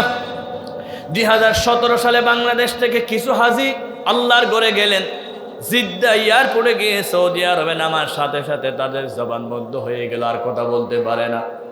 30টা দিন মক্কা শরীফে ছিল, আওয়াজ করতে পারে নাই, লব্বাইক বলতে পারে নাই। মদিনা গেলেন 10 দিন, নবীজিকে সালাম দিতে পারে নাই। 40 দিন হজ করার পরে চলে আসতেছে, বিমানে উঠলেন, জবান খুলে গেলেন। বন্ধুরা বললে কি হলো? 2 ছেলে বলতেছে আমরা মাকে কষ্ট দিয়েছি, আমার মা বদদুয়া দিয়েছে, আল্লাহ রাব্বুল আলামিন জবানটা বন্ধ করে দিয়েছে। আল্লাহ যেন জানিয়ে দিলেন মায়ের বদদুয়া নিলে হজ করে হজ কবুল হবে না, রোজা কবুল হবে না। সুতরাং যাদের মা বাপ বেঁচে আছে বড় নিয়ামত, আজকে গিয়ে ক্ষমা চাইবেন। মা যদি অভিশাপ দেয় দুনিয়াতে কোনো কিছু কবুল হবে না। একটা মা কত কষ্ট করে ছেলের জন্য, এই জানাকারিনী মহিলা সন্তানকে পেটে নিয়ে দিন গুনতেছে, কষ্ট সহ্য করতেছে।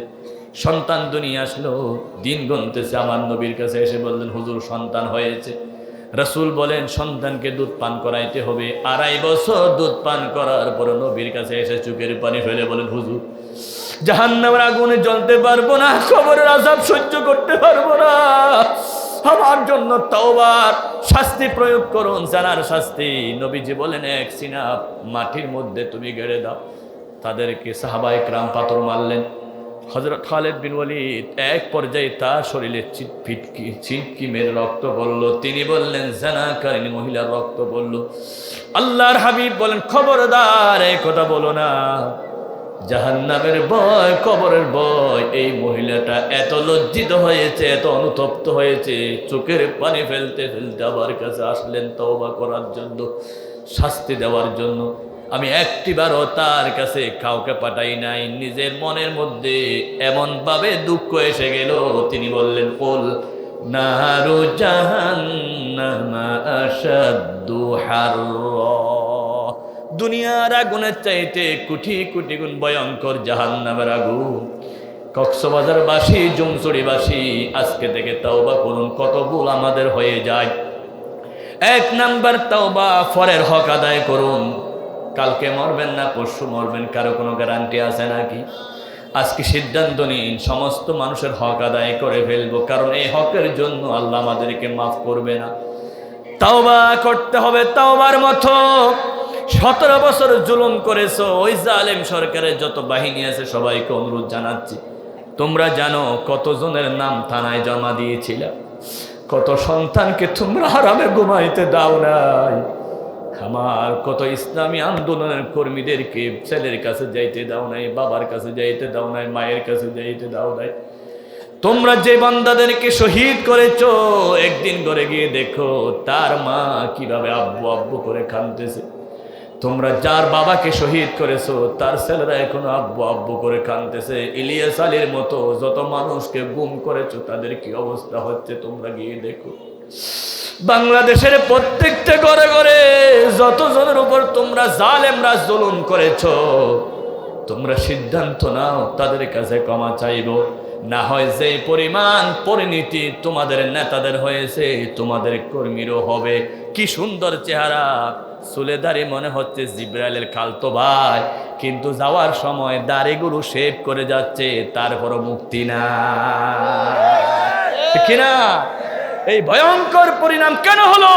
মানুষের চোখের পানি পড়েছে, অভিশাপ পড়েছে, ঠিক কিনা বলেন? আপনারা কি মনে করেন শুধু বৈষম্য বিরোধী ছাত্র আন্দোলনের কারণে বিজয় হয়েছে? এটা তো আছেই, কিন্তু এই ক্ষেত্রে আর যোগ হয়েছে বাংলাদেশের 18 কোটি মানুষের মজলুমের চোখের পানি, কোরআনে কর্মীর চোখের পানি পড়েছে, আল্লামা সাঈদীর শহীদের রক্ত পড়েছে। তিনি বলেছিলেন আমাকে যদি শহীদ করা হয়, আমার শাহাদাতের 1 বছরের মধ্যে আমার রক্তগুলো তাদের জন্য অগ্নিশিখায় পরিণত হবে। আল্লামা সাঈদী যা বলেছিলেন সব সত্য হয়েছে কিনা? একটাও কি মিথ্যা হয়েছে? কারণ কি?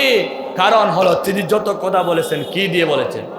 কোরআন দিয়ে বলেছেন। রাসূল বলেছেন মান ক্বালা বিহি সাদাকা, কোরআন দিয়ে যে কথা বলে সে সত্যি বলে। সাঈদী সাহেব যা বলেছেন কোরআন দিয়ে বলেছেন। তিনি বারবার বলতেন লক্ষ লক্ষ মানুষ আসে, সাঈদীর আকর্ষণ নয়, কোরআনের আকর্ষণে। কোরআন দিয়ে তিনি কথা বলতেন। তিনি বলেছিলেন আমাদেরকে মৌলবাদী বলো, আমরা গোড়ার মধ্যে বসা আছি, একটু করে নাড়া দিলে তোমরা আগা থেকে সোজায় পড়বা কোন জায়গায়? দিল্লি।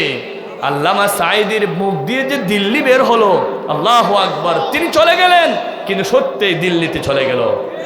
তিনি আরেকটু সুন্দর করে বলেছিলেন নানা বাড়ি দিল্লিতে চলে গিয়েছিলেন। আমরা বা নানার বাড়ি বলবো না, আমরা বলবো স্বামীর বাড়ি শ্বশুর বাড়ি দিল্লিতে চলে গেছেন, ঠিক কিনা? আল্লামা সাঈদী যে কথাগুলো বলছিলেন অক্ষরে অক্ষরে সত্য হলো। কি দিয়ে কথা বলেছিলেন? কোরআন দিয়ে কথা বলে এভাবে সত্য হয়। তাহলে আমাদের 1 নাম্বার কাজ কি করব? তাওবা। বলেন কি? তাওবাতে মনে রাখতে পারেন না, করবেন কি? 1 নাম্বার কাজ কি? 2 নাম্বার আল্লাহ রাব্বুল আলামিন বলেন আল আবিদুন, বান্দারা শুধু ইবাদত করবে একজনের, তিনি কে? সব সময় কার ইবাদত করব? চলতে ফিরতে দিনে রাতে সকালে বিকালে কোনো বাবার গোলামি করব না, একজনের গোলামি, তিনি কে? আল্লাহ রাব্বুল আলামিন বলেন আমার গোলামি কেন করবা? শোনো, আমি জোর করে তোমাদেরকে গোলাম বানাচ্ছি না। আমি 1 নাম্বার তোমাদেরকে সৃষ্টি করেছি আমার গোলামি করার জন্য। কোরআনুল কারীম 12 নম্বর 27 পৃষ্ঠা নম্বর 2 সূরার নাম জারিয়াত, আয়াত নাম্বার 56, লাইন নাম্বার 3। আল্লাহ বলেন ওয়ামা খালাকাতুল জিন্না ওয়াল ইনসা ইল্লা লিয়াবুদুন। আল্লাহু আকবার। আমি মানুষ এবং জিনকে সৃষ্টি করেছি একমাত্র কার গোলামি করার জন্য? আল্লাহ রাব্বুল আলামিন বলেন কোরআন কারীম পারা নম্বর হলো 8, পৃষ্ঠা নম্বর হলো 17, সূরার নাম হলো আরাফ, আয়াত নম্বর হলো আমার বন্ধুগণ 65 নম্বর আয়াত। আবার আল্লাহ বলেন আমি যুগে যুগে যত নবী প্রেরণ করেছি সব নবীকে বললাম আল্লাহর দিকে ডাকো। ওয়ালা কদ আরসালনা নূহান ইলা কওমি, নূহকে তার জাতির কাছে প্রেরণ করলাম, তিনি বললেন ইয়া কওমি ইবুদুল্লাহ, আল্লাহর গোলামি করো। ওয়া ইলা সামুদ আখাহুম সালিহা, সামুদ জাতির কাছে সালেহকে পয়গম্বর হিসেবে প্রেরণ করলাম, তিনি বললেন আল্লাহর গোলামি করো। ওয়া ইলা মাদিয়ান আখাহুম শুআইবা, শুআইবকে মাদিয়ানবাসীর কাছে প্রেরণ করলাম, তিনি বললেন ইয়া কওমি ইবুদুল্লাহ, আল্লাহর গোলামি করো। শুধু সালেহ নয়, শুধু নূহ নয়, সমস্ত নবীরা তার উম্মতদেরকে কার গোলামির দিকে ডাকলেন? কোরআনুল কারীম 14 নম্বর পারা, সূরাতুন নাহাল 10 নম্বর পৃষ্ঠা 36 নম্বর আয়াত। আল্লাহ বলেন ওয়ালা কদ বাআসনা ফি কুল্লি উম্মাতির রাসূলা আন ইবুদুল্লাহ। আল্লাহু আকবার। সমস্ত নবীরা বললেন একমাত্র আল্লাহর গোলামি করো। কার গোলামি? আর 17 বছর যেই জালেম সরকার ছিল একদিনও বলেন আল্লাহর গোলামি করো, প্রত্যেক দিন বললেন আমার বাবার গোলামি করো। রাত দিন আমার বাবা, যেখানে যান সেখানে বাবার কথা। বিদেশ থেকে মেহমান আসলো, বিদেশ থেকে মেহমান বাংলাদেশে এয়ারপোর্টে নেমে বলতেছে এয়ারপোর্টের নাম কি? বলে বঙ্গবন্ধু এয়ারপোর্ট। রাস্তা দিয়ে যাচ্ছে, রাস্তার নাম কি? বলে বঙ্গবন্ধু সড়ক। রাস্তা দিয়ে যাওয়ার সময় একটা দেখলেন বিশাল স্টেডিয়াম, সেখানে খেলা চলতেছে, বলে এটার নাম কি? বলে বঙ্গবন্ধু স্টেডিয়াম। খেলা চলতেছে, খেলার নাম কি? বলে বঙ্গবন্ধু টুর্নামেন্ট। খেলার মধ্যে হার জিত আছে, হেরে গেলেন যারা, পাথর মারামারি শুরু করলেন। একটা পাথর বিদেশি যাত্রীর গায়ে মাথায় পড়ল, রক্ত বের হয়ে গেল। হাসপাতাল নিয়ে গেলেন, হাসপাতালে যখন সুস্থ হয়ে চোখ পিললেন, এই হাসপাতালের নাম কি? বলে বঙ্গবন্ধু হাসপাতাল। এয়ারপোর্টের নাম বঙ্গবন্ধু এয়ারপোর্ট, রাস্তার নাম বঙ্গবন্ধু রাস্তা সড়ক, বিমানবন্দরের নামও, স্টেডিয়ামের নামও, খেলার নামও, হাসপাতালের নামও। এবার যাত্রী বলতেছেন আমাকে বিদেশ পাঠাইয়া দাও, যাতে আমাকে বঙ্গবন্ধু কবরস্থানে যেতে না হয়। ঠিক কিনা? সব একজনের নামে। পুরো বাংলাদেশ কি একজনের কাছে জিম্মি? কখনো হতে পারে না। আমরা একজনের কাছে জিম্মি, তিনি হল আমাদের আল্লাহ। বলেন কে? আল্লাহর গোলামি করব। জাতির গোলামি, জাতির কোন ব্যক্তির গোলামি হবে না, হবে না, হবে না। আল্লাহর কসম কোরআন ধরে বলতেছি, যেই পরিমাণ বঙ্গবন্ধুর গোলাম আমাদেরকে বানাতে চেয়েছিল, সেই পরিমাণ যদি আল্লাহর গোলামি কায়েম করত, এই জালেমকে দেশ থেকে পালাতে হতো না। 17 বছর আমরা মুসলিম হয়ে আসছিলাম, আমরা পালাইছি। আমাদের বিরুদ্ধে কত মামলা হয়েছে। আমার হাতে কোরআন শরীফ, এই কোরআনের কথা বলতে গিয়ে আমাকে মেরে ফেলেছিল, মেরে মৃত্যু মনে করে সাগরের পাড়ে ফেলে দিয়েছিল জালেমরা। মামলা তো আছেই।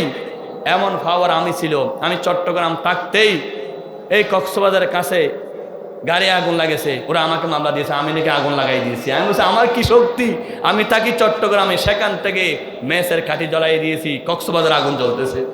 এত পাওয়ার আমার ছিল ওই জালেমের আমলে। আলহামদুলিল্লাহ, ভয় পাই নাই, একদিনের জন্য হক কথা বন্ধ করি নাই। 16 বছর 17 বছর প্রত্যেকটা মাহফিলে কথা বলেছি। আল্লাহর কসম কোরআন ধরে বলতেছি, জালেমকে ভয় পাই নাই, জেল জরিমানাকে ভয় পাই নাই, মৃত্যুকে ভয় পাই নাই। আজীবন হক কথা বলে গেছি, মৃত্যু পর্যন্ত বলবোই বলবো ইনশাআল্লাহ। শুকনা যত বাঁধা, যত ঝড় সাইক্লোন, রাসূলের পথে মোরা চলবই, চলবই, চলবই। এ জীবন বাজি রেখে দিনের নিশান মোরা বাংলার আকাশে উড়াবই। ঠিক কিনা?